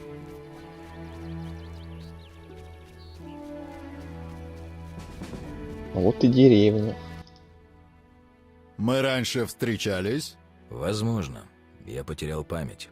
Невероятно. Ничего подобного не слышал, хотя я полагаю, это вполне возможно. Поговори с этой маленькой медичкой. Она должна знать такие вещи. Шаня не в силах мне помочь. А жаль. О, теперь я тебя вспомнил. Ты Геральт из Ривии. Я нанял тебя в Новиграде, чтобы ты изгнал горкаинов из моего склада. Наверное, раз ты так говоришь. У меня не хватало денег, но ты все равно помог мне. Что ж, по-видимому, когда-то я был наивнее. С тех пор дела у меня пошли на лад, поэтому я думаю, мне стоит воспользоваться этой возможностью и выплатить тебе мой долг. Ха, деньги мне не помешают. Вот тебе 100 аренов. О, боже мой, деньги раздают люди добрые. Деньги раздают на халяву, ни за что, просто 100 аренов. Абигайл продает отлично. Обегаем. Держись подальше от этой ведьмы, Абигайл. У меня сдохла последняя корова. Надо бы коров подоить. Невероятно, такого не случалось многие века. Надо бы коров подоить. Я Надо бы. разозлилась. На кого? На меня? За что? Никогда такого не было, и вот опять, действительно.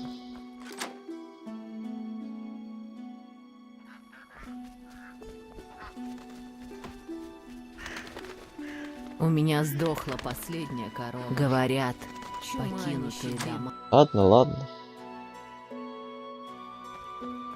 Так, вы же тут не против, что я вас немножко пошуршу по сусекам? Конечно, вы не против. Кто вас вообще будет спрашивать? О, монстр-утопец. Надо бы Крупный корову яд. подоить. Надо бы корову подоить, да.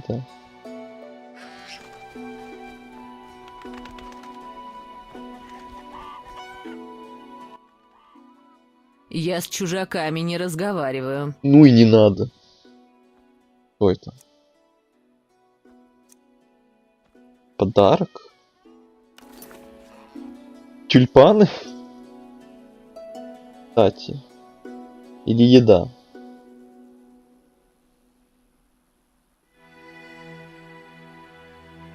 Или шаль?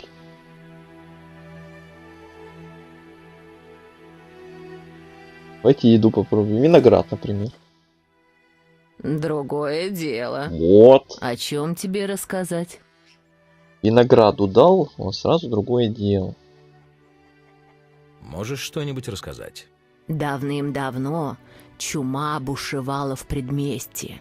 Умирали люди, пал скот.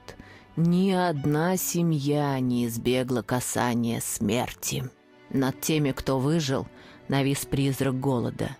Люди убивали друг друга за мешки с мукой и за последних животных. Первыми пошли на убой кошки и собаки, потом дошло до крыс. Наконец, стали пропадать тела умерших. Люди ели друг друга? Те, которые ели человеческое мясо, превратились в гулей, бесчувственных чудовищ, вечно алчущих человечины. Спасибо за рассказ. Прощай. Это страшилки. Гули и еще всякие там ингредиенты. Мне нечего больше сказать. Ну, может быть, потом. А вот подарил бы тюльпаны, на арт с бабулькой бы посмотрели. Фу-фу-фу-фу-фу.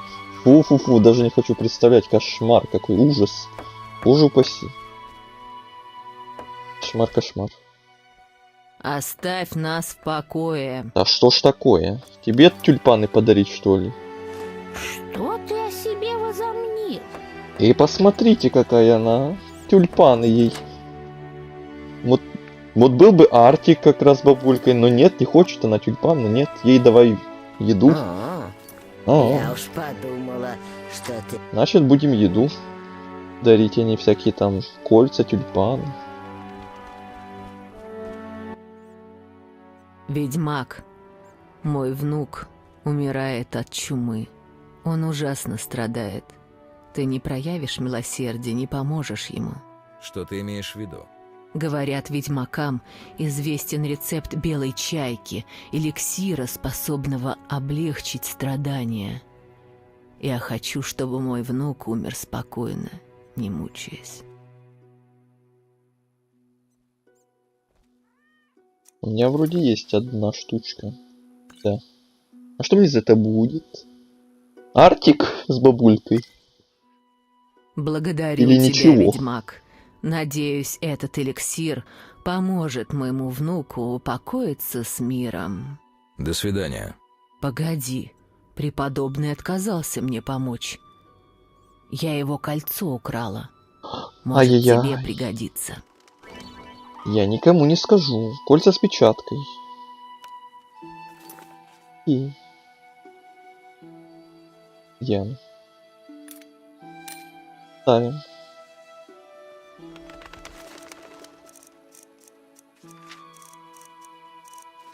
Лучше мне уже не будет. Все будет.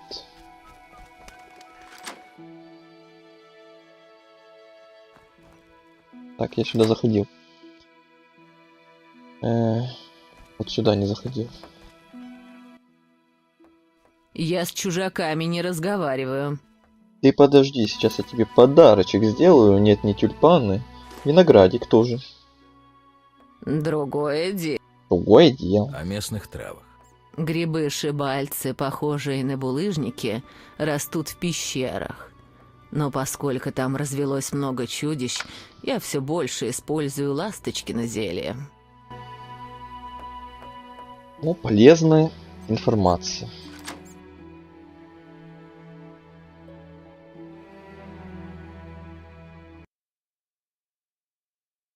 Нет, еще раз. Ну, это было быстро. Я уж подумала, что ты один из этих городских бандитов. Бандитов. Ля-ля-ля-ля-ля, все будет хорошо, ля-ля-ля-ля, куда бы я ни пошел. Это не про Геральда, точно. Скорее даже наоборот.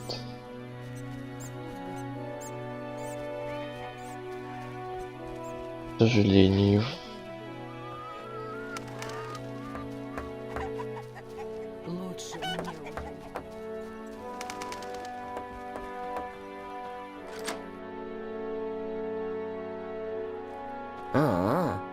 Я уж подумал, Все одно и то же что говорят. ты один из этих городских. Не волнуйся, баба, мы свои бандиты местные, да. Мы не городские бандиты, мы свои. А кого-то и пришли туда, куда нам надо было. Что такое? Стоять, бра... То есть... Бро. Там ты бро. А кто ты такой? Ведьмак, как видишь. Мы из местной милиции. Следим здесь за порядком. На меня в таком случае внимания не обращайте. Я просто пойду своей дорогой. Нам велено проверить, чтоб ты был здоров. У меня иммунитет. Ничего не знаю ни о каком там иммунитете. Сказано проверить, значит, надо проверить. Ну и как? Прошел я проверку. Выглядишь мерзко, но, по крайней мере, вполне здоров. Проходи. Счастливо оставаться. Манитете.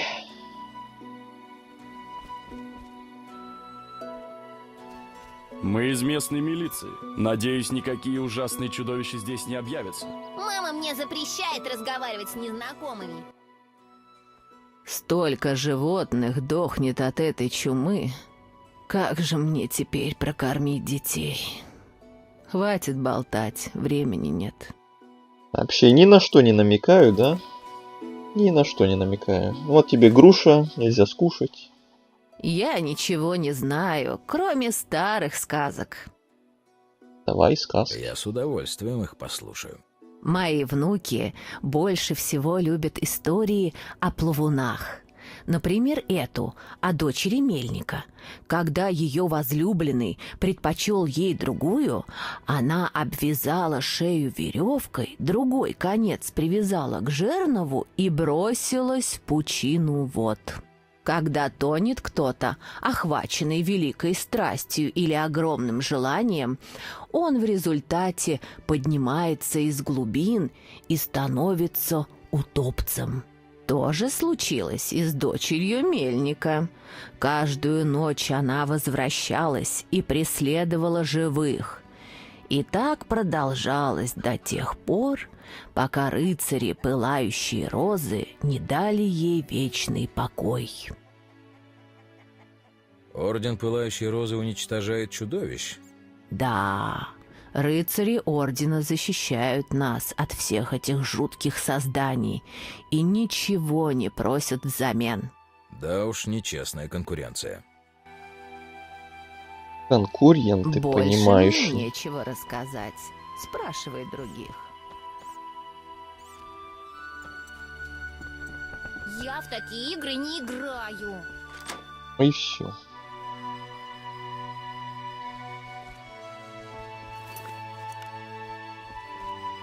Вообще наглый, да? Зашел тут, фиг знает, кто такой, и начинает шуршать по полочкам. Наверное, с ней что-то случилось. Кто, с кем? Я боюсь за свою внучку. Она еще не пришла домой, а время позднее. Да какое позднее? Еще день на улице. Даже не представляю, почему они до сих пор не прогнали этого. Вы крадете детей и делаете из них ведьмаков. Они все сразу. Держись подальше В от спокойные заброшенных времена, домов. когда брат пойдет Микола против дурак, всех. терпеть его не могу. Микола. Когда-то люди заботились о цветах, а теперь я одна выращиваю тюльпаны. А у меня тоже есть тюльпаны.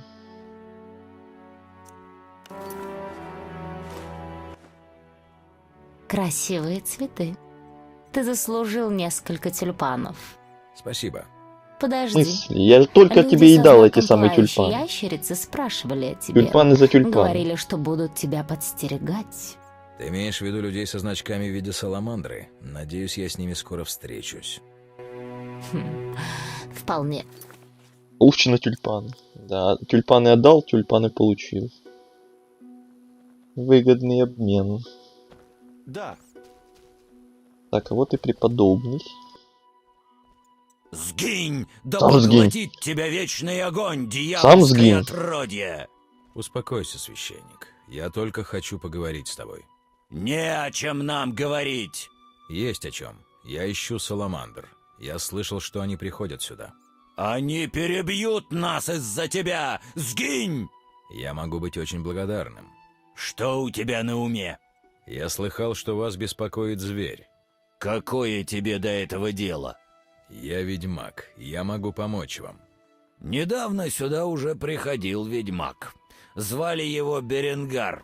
Он обещал нам сразить зверя, но сбежал, сверкая пятками, как только услышал его вой. В это мне трудно поверить. В любом случае, я не Беренгар. Если хочешь заслужить мое доверие, принеси свет вечного огня людям и рассей тьму. Вокруг нашей деревни ты найдешь 5 часовен. Я надеюсь, ты не думаешь, что огонь отпугнет зверя. Это нечто большее, чем большой волк или одичавший пес. Вечный огонь, богохульник! Он наверняка отгонит зверей, ибо сказано было, что хотя душа его будет в потемках, а вид его будет ужасен, не суди его скоро, ибо он принесет пламя надежды в ночь. И еще сказано, вы будете в безопасности только в свете вечного огня. Хорошо. Но это будет стоить тебе 100 оренов. Да будет так. Всего лишь. Но помни, вечный огонь должен загореться в ночи во всех 5 часовнях, иначе все будет потеряно. Все будет потеряно. Все пропало. Я ищу людей, которые носят значки в форме саламандр. В этом нет мудрости. Почему? Я советую тебе не досаждать им, если ты не жаждешь испробовать на вкус посмертие. У меня напуганный вид? До тебя сюда уже приходил ведьмак. Он тоже хорохорился. Но где он теперь? Его нет, сбежал. Не имею привычки убегать. Не смейся над саламандрами. Вся деревня боится их мощи, и не без причины. Помни, ты должен убедить не только меня, но и других. Что я могу сделать? Для меня ты должен просто сразить зверя. Что касается других, иди к Одо, Микуле и Харину. Увидим, сможешь ли ты помочь им. Одо, Микула и Харен. Они что, какие-то большие шишки? Они живут в предместье всю жизнь, так что все их знают и уважают. Одо недавно разбогател. Харен торговец, а Микула стражник. Заслужи их доверие, и ты заслужишь доверие всех жителей. Посмотрим. Постой. Просто так они не поверят, что тебя прислал я. Покажи им это кольцо вечного огня. А у меня уже есть такое. Только я тебе не скажу, откуда оно у меня. Говори быстро! Я не хочу быстро, я хочу медленно. Ты жрец вечного огня? Ой, как громко. Да, о язычник! Вот и орёшь. Лишь вечный огонь может спасти нас от белого хлада. Вечный покой, Ты и блин. подобные тебе погибнут в грядущей пурге.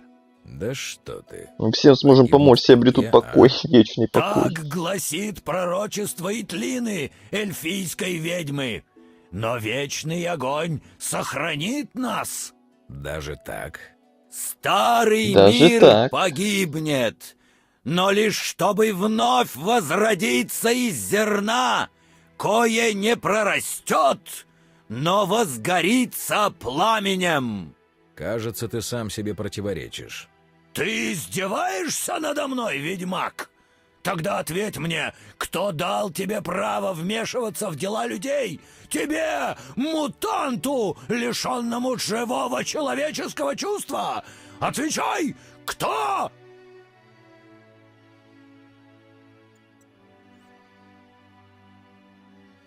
Вечный огонь вне всяких сомнений. Возвращайся в потемки своей жизни, язычник. И ты иди туда сам тоже. Обменялись взаимным пониманием, блин, понимаешь. Еще одна вещь. Говори быстро! Ты жрец? Да! Так, это уже было. Кажется... Ты... Понятно. Я прошу прощения, преподобный. Ты прав. Тот, кто творит богохульство, не может иметь прощения. Иди ты далеко. Еще одна вещь. Говори быстро! Говорят, церковь Вечного Огня платит за утопцев. Если предоставишь доказательства, что ты их убил, я вернусь с доказательствами. Поспеши. Подожди. Напомни мне, что я должен был сделать с огнем в часовнях. Ты найдешь 5 часовен Вечного Огня вокруг нашей деревни. Посети их ночью и оставь в каждой зажженную свечу из тех 5, что я тебе дал. До свидания. Ага, поговорили.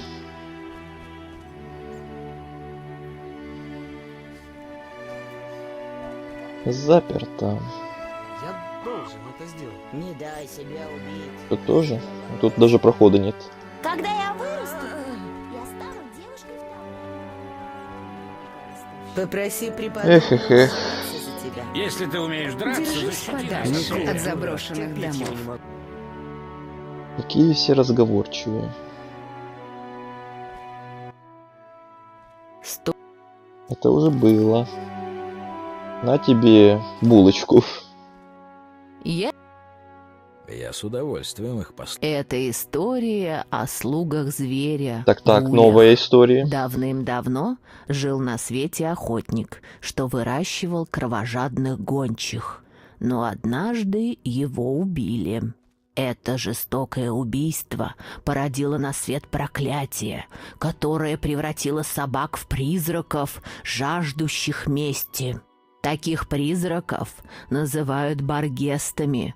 Они преследовали убийц охотника до тех пор, пока не разорвали на куски каждого из них. Только после этого баргесты, или призраки мести, покинули этот мир. Интересная история. Спасибо. Новые записи. О, факел. Это пригодится.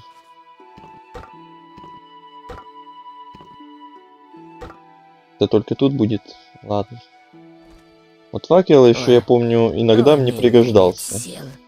В отличие от всех этих кинжалов, топоров.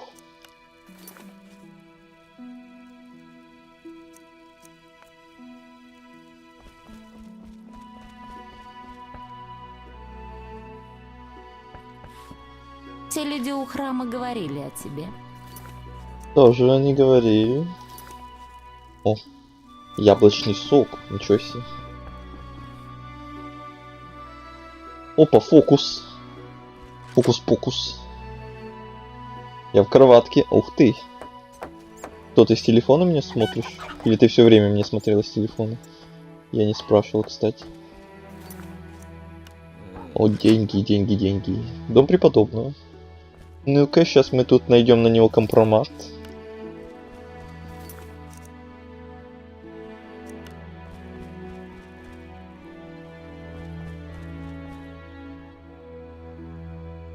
Все время с телефона.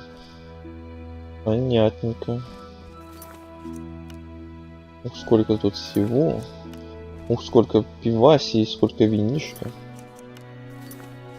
У меня уже инвентарь почти полон. Срочно надо продавать. Как можно быстрее.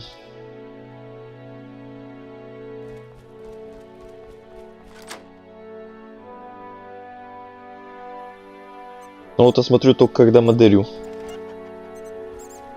Прям так заморачиваешься. Телефона неудобно модерить.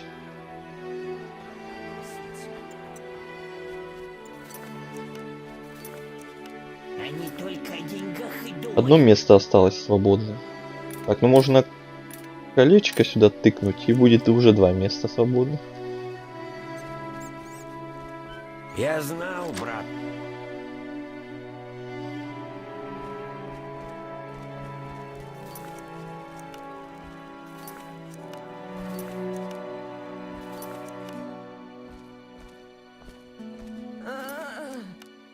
Вот и все, вот уже не влезает. Может что-то скушать?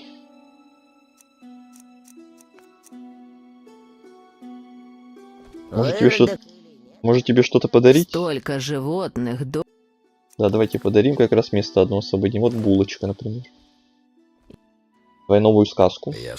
Я знаю одну историю про оборотня. Много лет назад один житель Вызимы часто посещал по ночам свою возлюбленную в предместье. Одной такой ночью в полнолуние у торговых ворот на него напал волк. Вскоре этот человек стал обрастать шерстью. У него начались постоянные приступы дикой ярости. В конце концов, он превратился в оборотня. Разорвал свою возлюбленную на части. Да и местной милиции досталось. В результате Ипат нанял ведьмака, который сказал, что виной всему проклятие. Проклятие он снял, а вот того, кто это проклятие наложил, так и не нашли. Счастливый конец. Только мне интересно, каким образом можно снять проклятие оборотня. Этого я не знаю. Что ж, спасибо в любом случае. До встречи. Мы-то с тобой знаем, про кого эта история? Вот это про оборотня? А нет, я просто про того крапивного вспомнила. Ой, у меня нет сил. У меня тоже нет сил. Пора на пенсию. У меня на телефоне нет режима модера на Твиче. То есть там на телефоне прям по-другому, что ли? А то я просто всегда с ноута и смотрю, и модерю, и все, в принципе. Я-то, может, что-то не знаю насчет телефонного режима. Когда-то люди заботились. Так, тюльпаны уже было. По пути я видел много красивых цветов. Если бы ты принес мне хотя бы небольшой букетик полевых цветов, я с радостью подарила бы тебе в ответ несколько тюльпанов. Я осмотрю окрестности. Я уже тебе приносил твои же тюльпаны. Как бы это немножко было смешно и нелогично, но какая разница. Так, у меня полный инвентарь, надо срочно кому-то что-то продать. Тут вроде где-то есть торгашка, надо... Вот она, надо с ней побазарить. Да, на телефоне иначе, все буду знать тогда. Ты ведьмак? Откуда ты знаешь?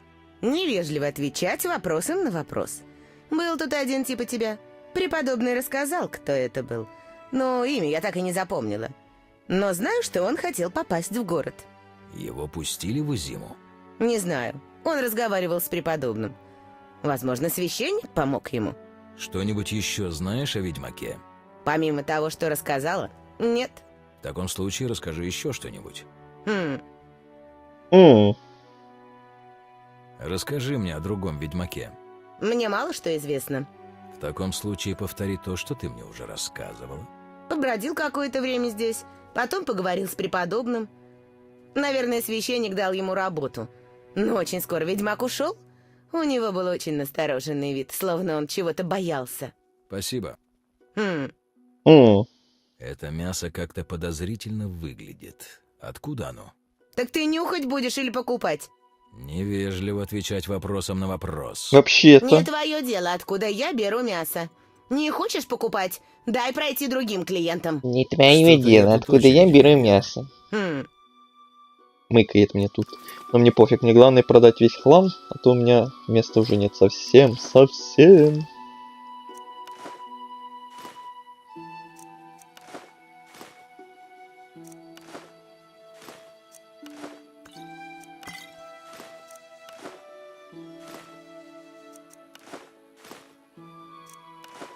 Так, ну еду, допустим, я продал, но, блин, всяких вот этих пиво, вино до сих пор некому продать.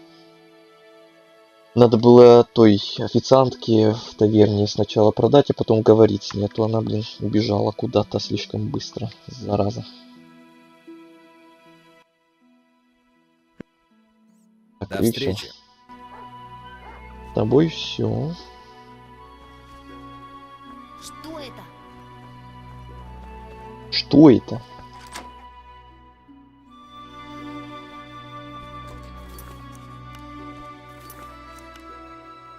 Все люди у храма говорили о тебе. Столько. Так, интересно, истории все еще есть? Уже 3 разных истории было. Или же конец? Я с удовольствием. О Фледерах слыхал? Ну вот, нет, еще новые. Но хотелось бы. Давай, Фледерах. Преступники и безбожники после смерти своей становятся Фледерами.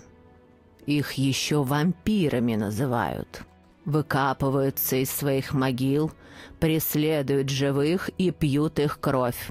Тот, кого укусил Фледер, сам становится вампиром и в бешенстве начинает нападать на других. Лучший способ убить Фледера — загнать ему в сердце осиновый кол и отрубить голову лопатой. История отличная, но если бы вампиры размножались таким способом, они бы захватили весь мир уже через несколько лет. Шутник, да? Смешно, да? Ха-ха-ха.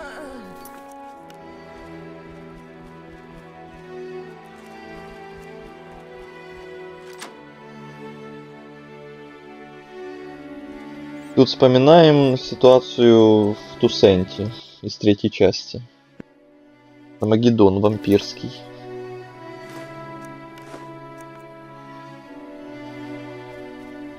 Так, я вроде тут со всеми поговорил, с кем мог, во все дома зашел. Сюда идти, кстати, есть вообще смысл? Хотя вон туда, я помню, да, там есть какая-то пещера. Повсюду это. Можно сходить. А что это? Проход воспрещен. Ворота закрыты до Если у тебя особого есть грамота, распоряжения. найди Карантин Микулу. в городе. У тебя волосы белые, как молоко. Почему? Потому.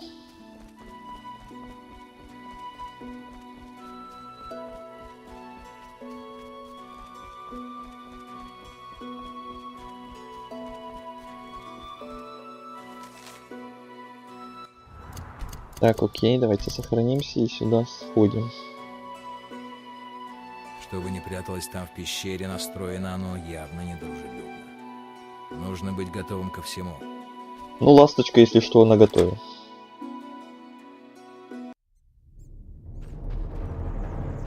И я сохранился.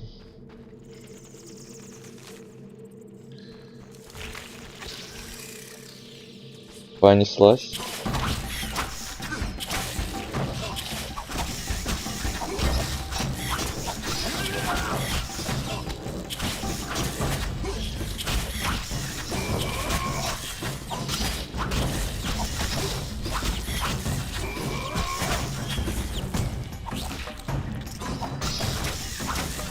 Так, ласточку уже можно было выпить. То что-то больно тут бьют. Так вот. Но у меня, кстати, если что, максимальная сложность. Ну и понятно.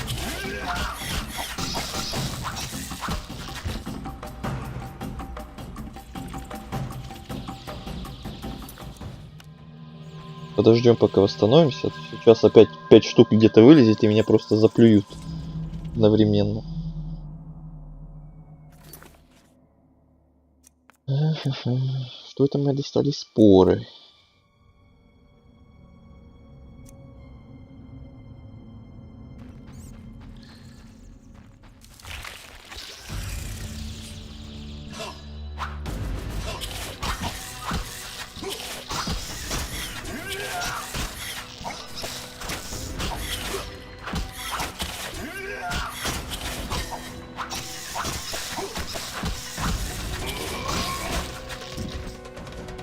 Нормально.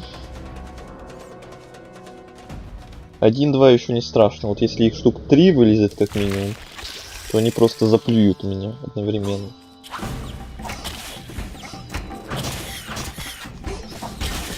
Вот опять где-то там слева еще один вылез.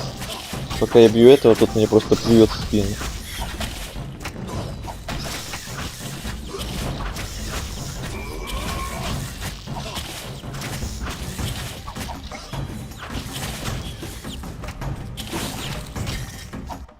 Можно все-таки, блин, опять.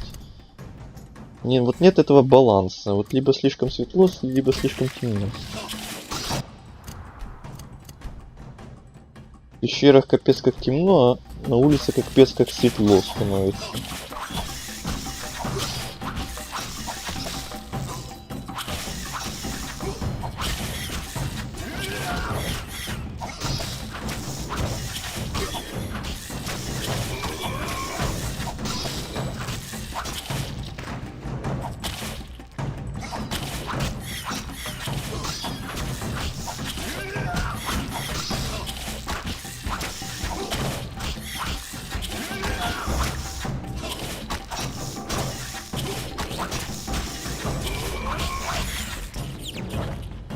Вот и все.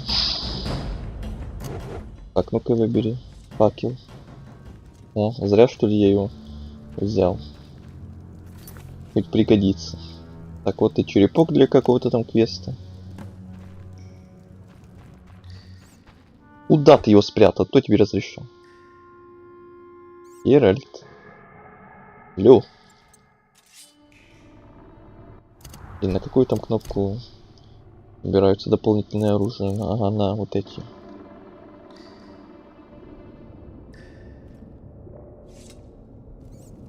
Угу.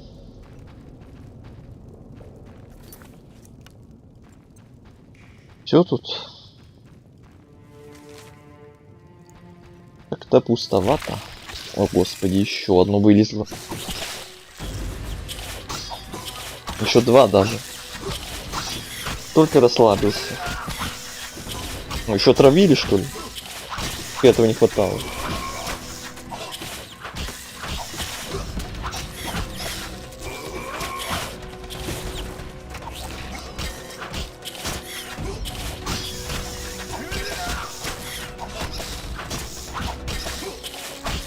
Так, а что я знаком не пользуюсь, алё?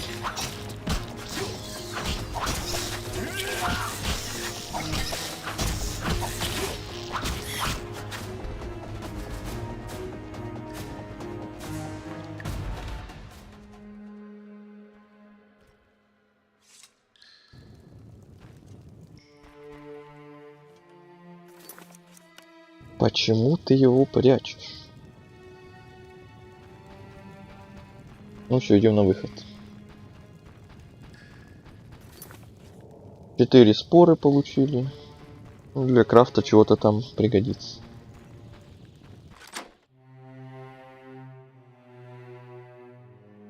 Ах.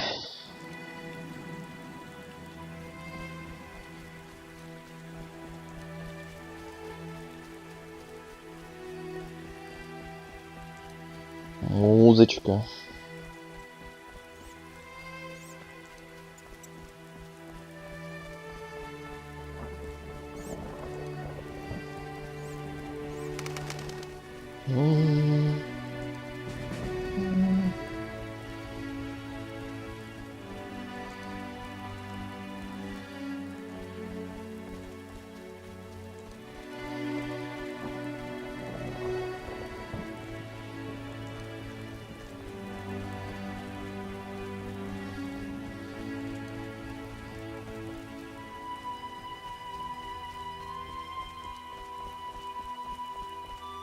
Так, сюда мне пока рано. Идем на ту сторону.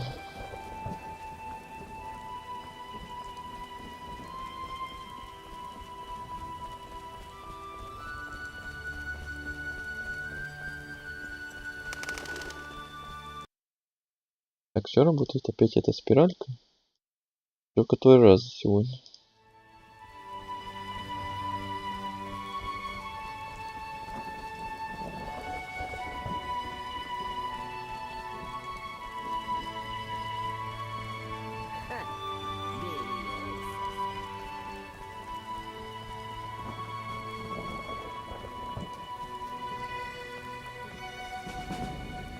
Рыбацкий поселок.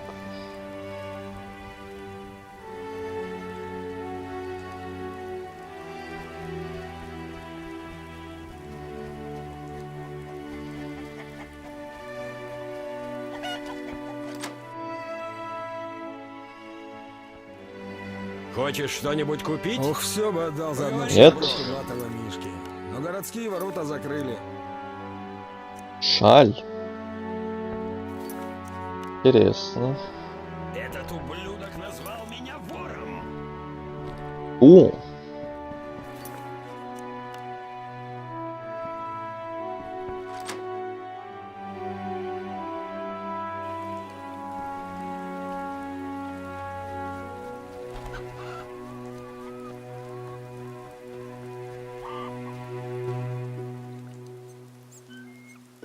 Опа.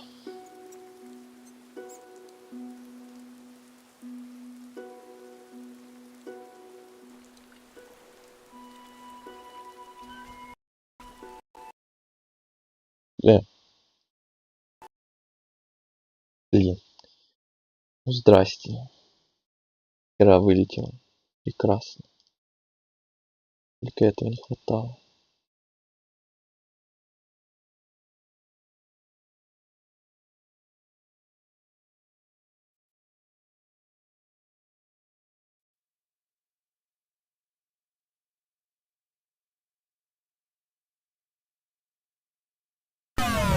Тихо, что так громко, блин.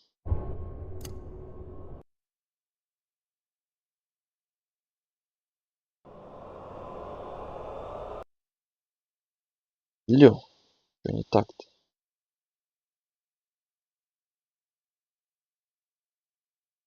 Ай, заново. Блин, нет, эти старые игры и с их вот этими вот корявыми запусками уже то еще удовольствие.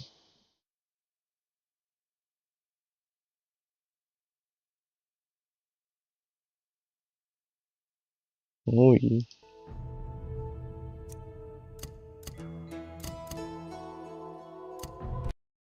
Просто черный экран какой-то был. Ай.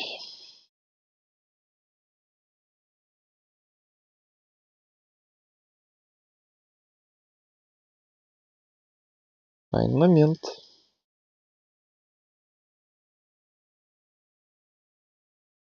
О, мы уже 3,5 часа почти стримим. Неплохо. Будем скоро, может, даже и закругляться.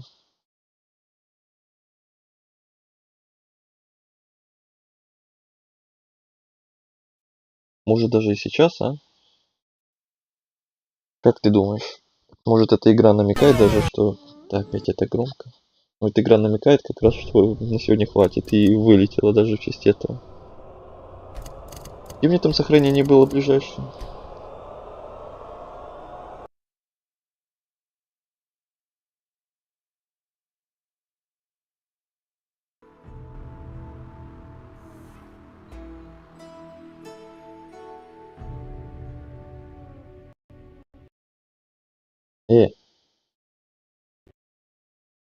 Не понял.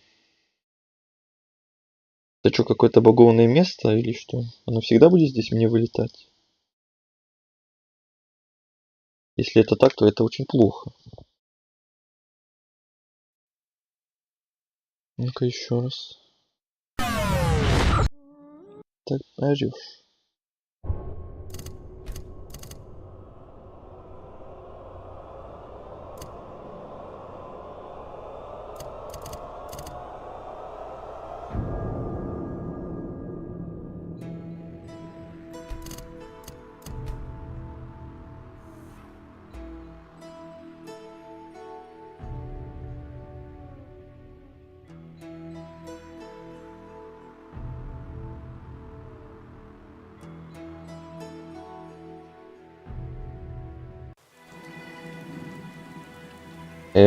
Сохранение ближайшее было аж тут.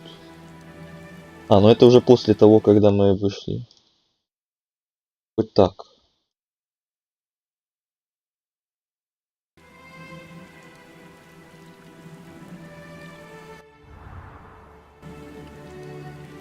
А, все, я понял, в чем проблема. О, господи, эти старые игры. Кошмар какой.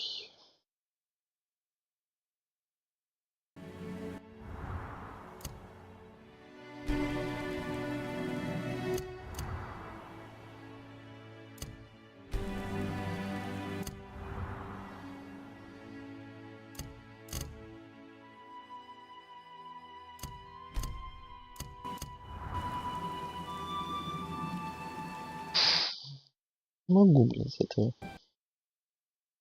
сумасшествия.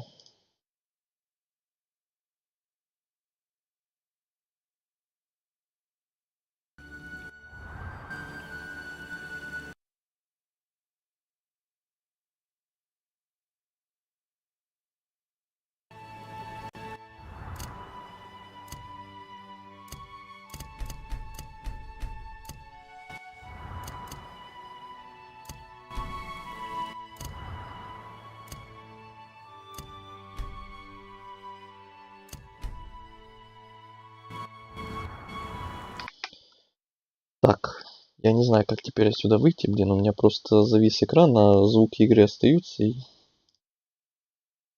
называются всякие вот эти вот старые финтифлюшки. Так, ладно.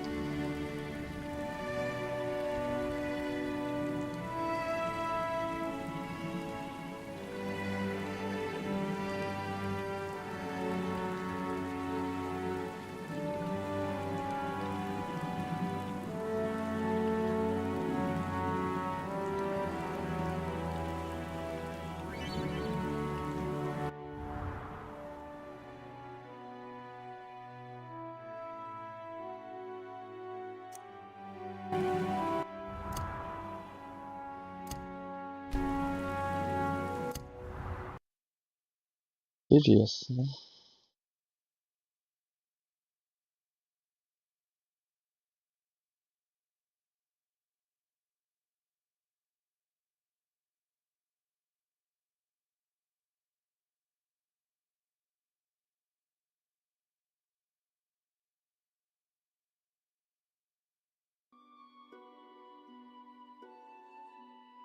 Но даже на Alt F4 не хочет выходить.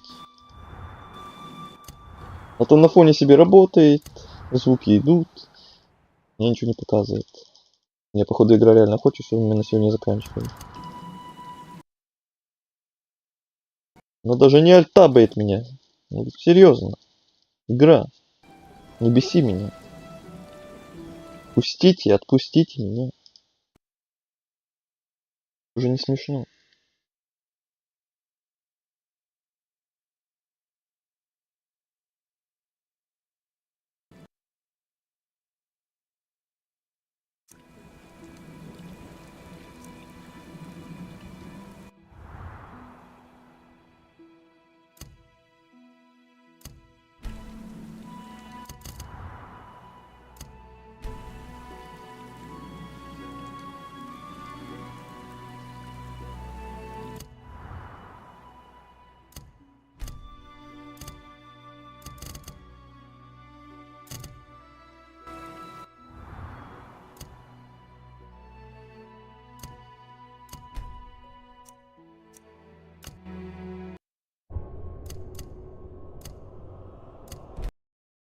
Боже мой, наконец-то я нащупал какие-то кнопки.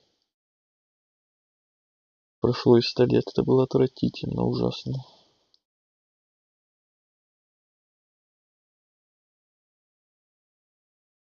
На ощупь еще выход я не искал никогда, прям так вот. Это был особый опыт.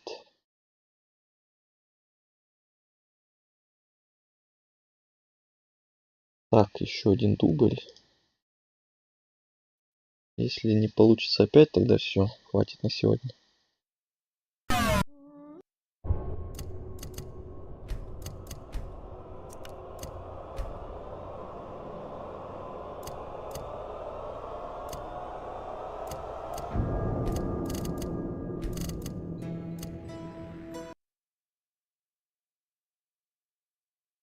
Так. Работает. Надеюсь.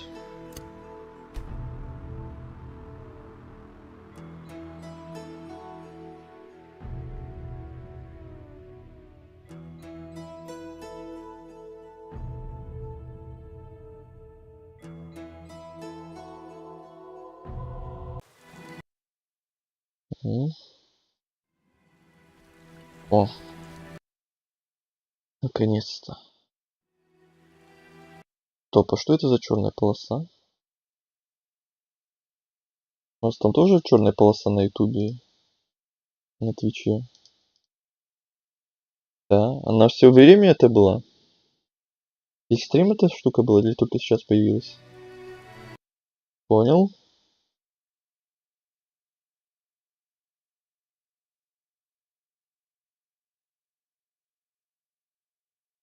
Либо я не обратил внимания, или только сейчас появилась.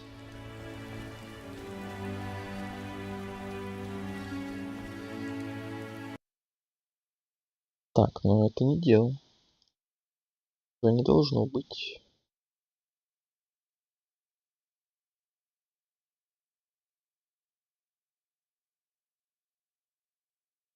Нет. Нет.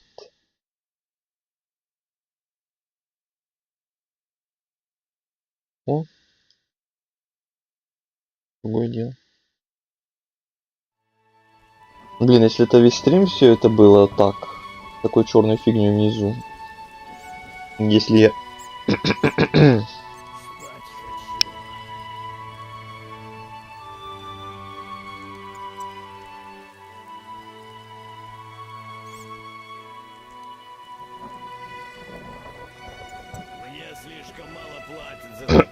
Ой, извините, простите.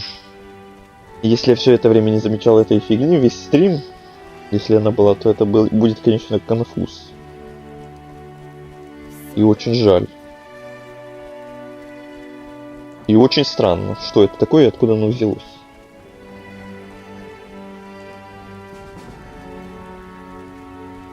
Так, я надеюсь, у нас сейчас не будет очередного вылета в этом месте.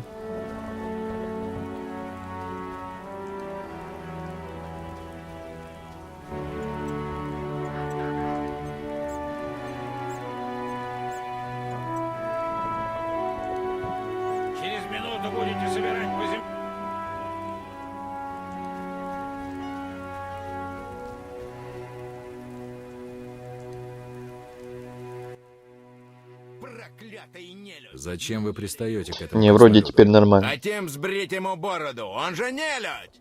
Тебе до него какое дело? Я, пожалуй, пойду. Да я не это выбирал, твою дивизию. Ублюдок! А ты наглеешь, дедуля. Что это было, а? Вот что это было? Я выбирал верхний, ладно, буду выбирать теперь не мышкой, а номерами. Ну его бань. Выбрал одно, она выбрала мне вообще не то. Спасибо, игра, за подставу. Очень приятно. Понимаешь ли.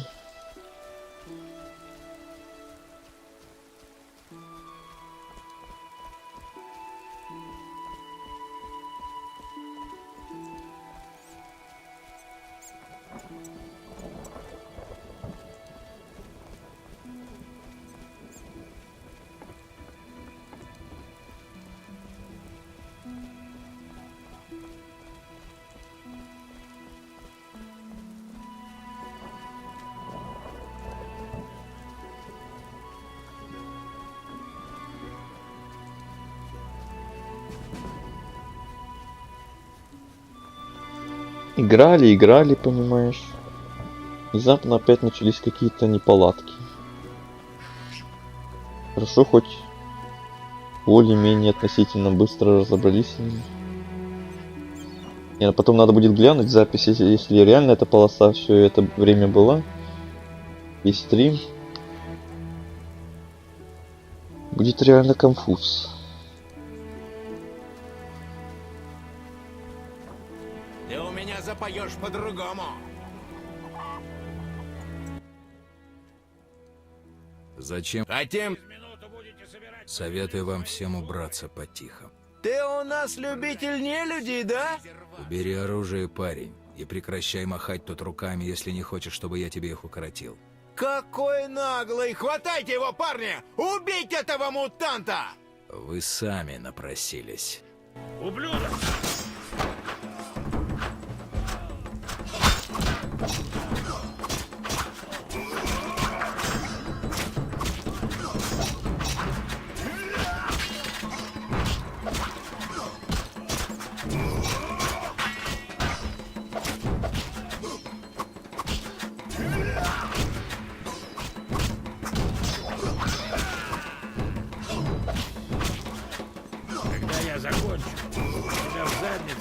следует карету поставить. И все. Спасибо, что отцепил от меня этих шавок. Погоди. Геральт? Золтан? Ты ли это? Будь я проклят. Что-то не так? Ты неважно выглядишь. Они ранили тебя? В этом весь ты. Ведьмак умер, потом вернулся к жизни, хотя никто не видел его 5 лет. И теперь он хочет знать, что не так. Ты кто такой? Ты что, пьян? Я Золтан Хивай, приятель твой. Где же ты был? От тебя не было вестей. И как насчет... Не могу объяснить. А и не надо объяснять ничего Золтану. Я просто рад тебя видеть. Хотя неплохо было бы выяснить несколько вопросов. Ты не понял. Я утратил память. Могу вспомнить только несколько последних недель. Знаешь что, Геральт? Давай возьмем пиво и поговорим Давай. как в старое доброе время. Пиво решает все вопросы. Тебя что-то беспокоит? Ага. Я собирался встретить в этой деревне друга, но он пропал. Думаешь, он попал в беду? Надеюсь, нет, хотя меня бы это не удивило. Недавно он присоединился к белкам и решил вести торговлю с говенкарами. А кто такие эти белки и говикары?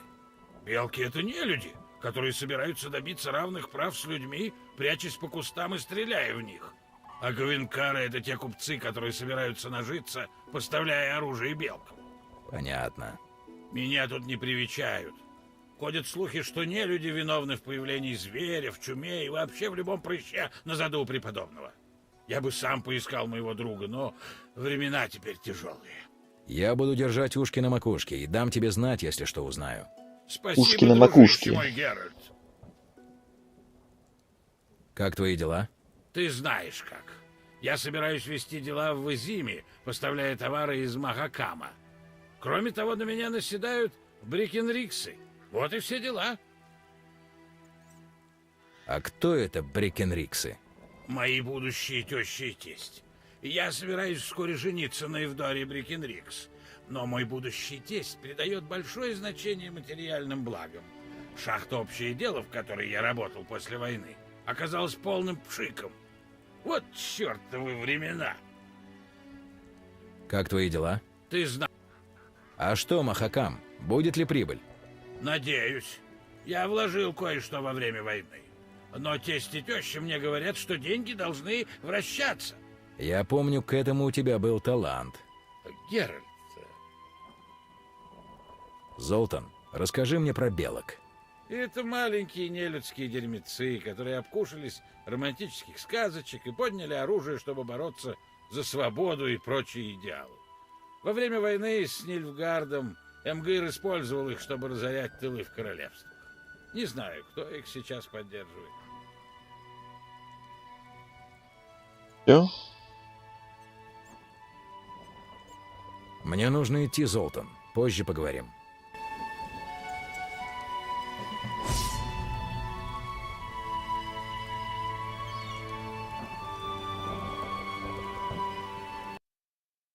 Так, секунду. Мне кажется, что с разрешением в игре что-то какая-то хрень. Только что, блин. 4-й вариант ответа просто даже не показывался. Он был где-то там внизу. Уехал куда-то далеко.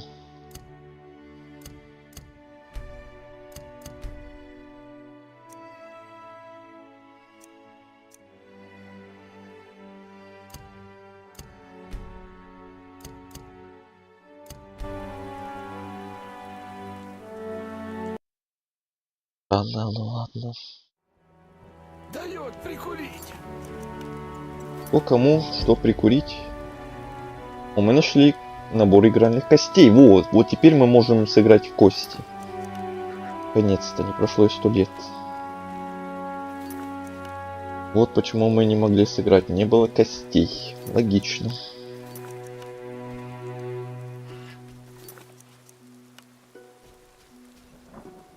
Ищешь неприятности? Хочешь что-нибудь купить? Носишь Поговори с между Брогом. спиной, как весло.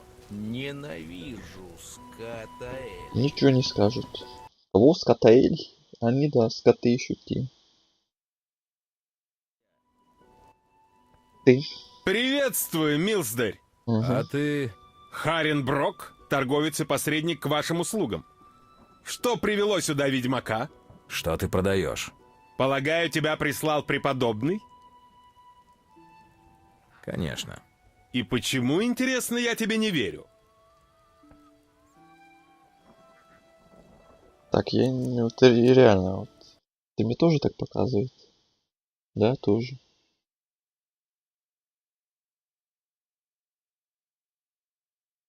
Тоже.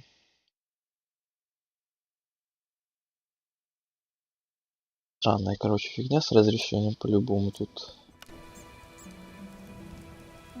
Ну, игра старая, понятное дело. Спасибо, что хоть вообще она у меня в ВБС захватывается. Символ вечного огня. То в обычном у меня Подарок от всякие преподобного? такие старые игры даже захватить в ВБС капец проблемно. Меня прислал преподобный. Он считает, что тебе могут понадобиться услуги ведьмака. Так и есть. По ночам из реки выходят мертвецы. От воды веет жутким холодом. Меня всего сводит. Помоги мне. Денег я не пожалею. Я помогу тебе, но мне нужна информация о саламандрах. И добавь к этому 200 оренов на расходы. Если ты ищешь саламандр, ты ищешь неприятности. Но это не мое дело. Я согласен. Проклятая нежить! Мало того, что распугивают моих людей, так еще и ящики с товаром портят. А это очень ценный груз для особого клиента. Где мне найти этих утопцев? Где? У берега реки. Они выползают из воды после заката. Понятно. Ведьмак! Да. Я нашел эти необычные кости. Похоже на работу краснолюдов. Эй, стой! Прекрати ими так размахивать. Хочешь, чтобы у нас обоих были неприятности? Ты ведь не святой. Боишься попасть за решетку? Да у тебя почти весь товар контрабандный. Инстинкт самосохранения. Предпочитаю слишком сильно не светиться. Преподобный эту игру ненавидит. Так ты знаешь, что это? Этого я не говорил. Их изготовили не люди, это очевидно. К тому же, это работа нелюдей, и здесь попахивает риском. Спроси об этом у краснолюдов. Может, они чего знают. Что ж, спасибо и на этом. Сечет, как плеть. Ой, опять надо срочно идти продаваться, блин. Ну, целая гора просто всякого вот пива, вина, как я уже говорил много раз. Ну, книжечки еще всякие. Вот это еще, кстати, ремней слишком много.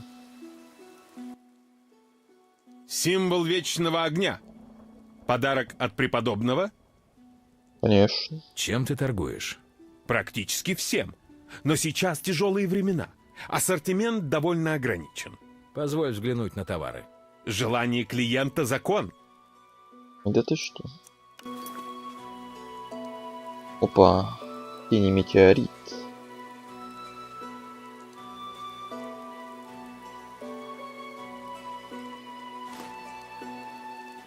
Забери вот это.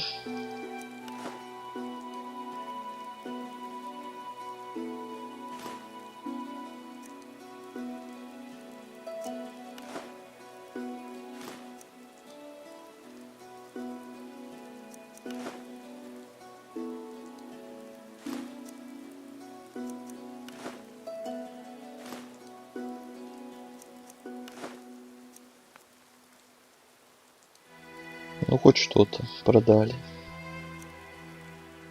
Медвежий жир, водка. Эх. 489.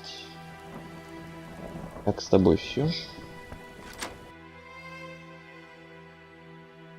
Кстати, сохранение тут на F5. Это будет почаще сохраняться, учитывая, что у нас теперь вот могут быть вылеты внезапные, как вы только что видели.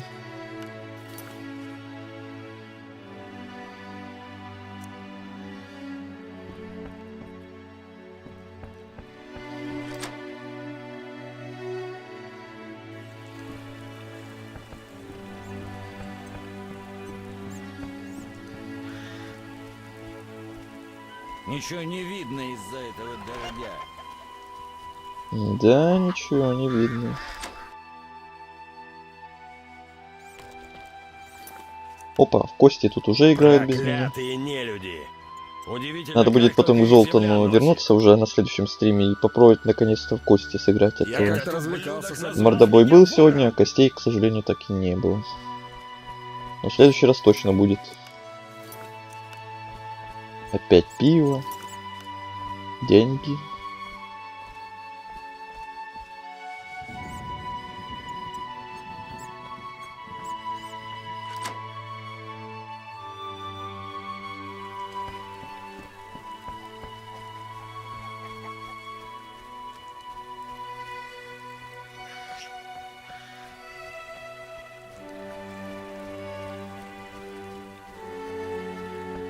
Ничего не видно из-за... Я как-то развлекался с одной эльфийкой. Неинтересно. Скукотища. Это точно.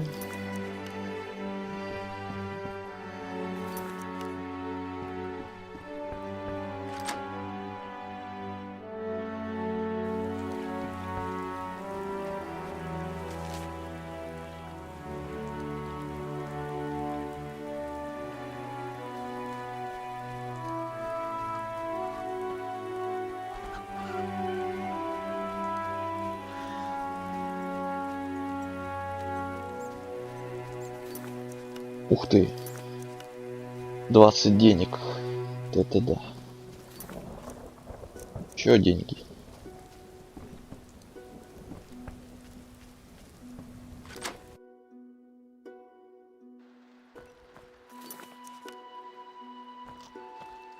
Опять инвентарь почти заполнил. Что ж такое?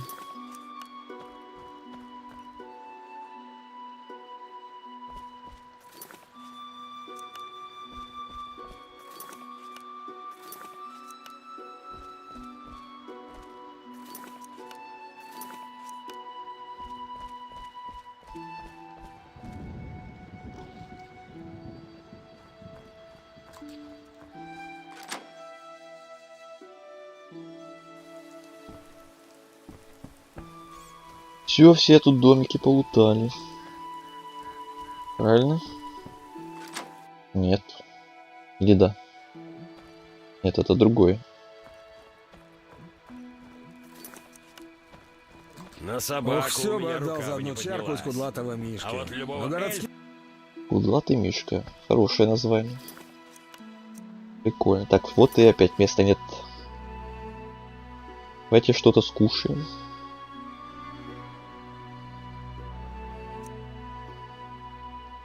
Это мы читали. Бутербродик скушаем.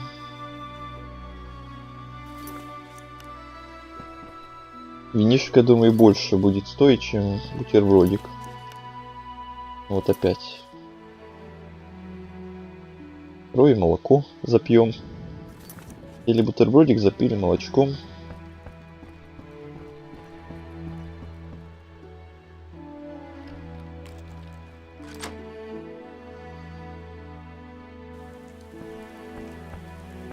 У меня нога загноилась. Очень интересно. Так, все.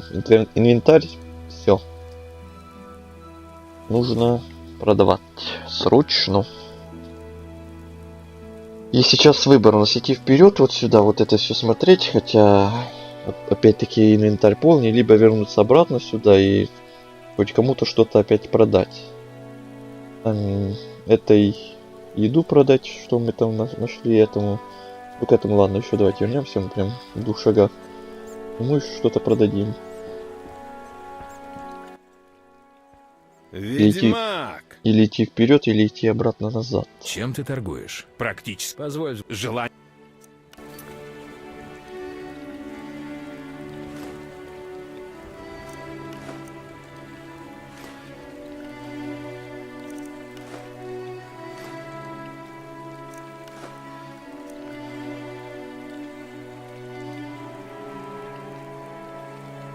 Сколько стоит? 300. Слишком много.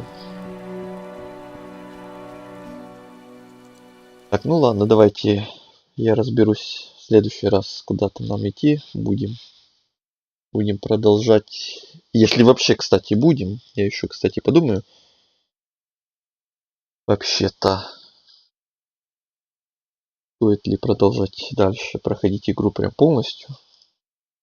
У нас просто сегодня такая одноразовая акция была, как я говорил в начале. Ну, скорее всего, да. Скорее всего, будем реально продолжать. Потому что почему бы и нет? Потому что мне понравилось. Надо будет только разобраться с этими неполадками с разрешением, которые только что возникли. Потом в записи еще посмотрю. Реально ли была какая-то вот эта фигня с полоской черной? И вот. Так, ну, выберись нормально. Не это.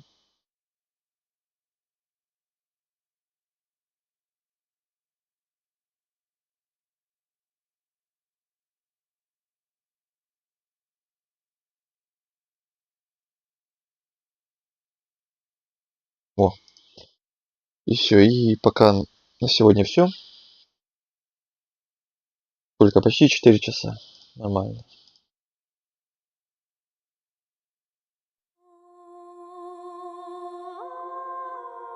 Так что, если вдруг будет продолжение, то продолжим в следующий раз. Если нет, тогда Dying Light мы там по-любому все равно будем продолжать. Так что следующий стрим будет либо по нему, либо по Dying Light, либо по Ведьмаку. Надеюсь, скоро. Увидимся на каком-то из этих стримов.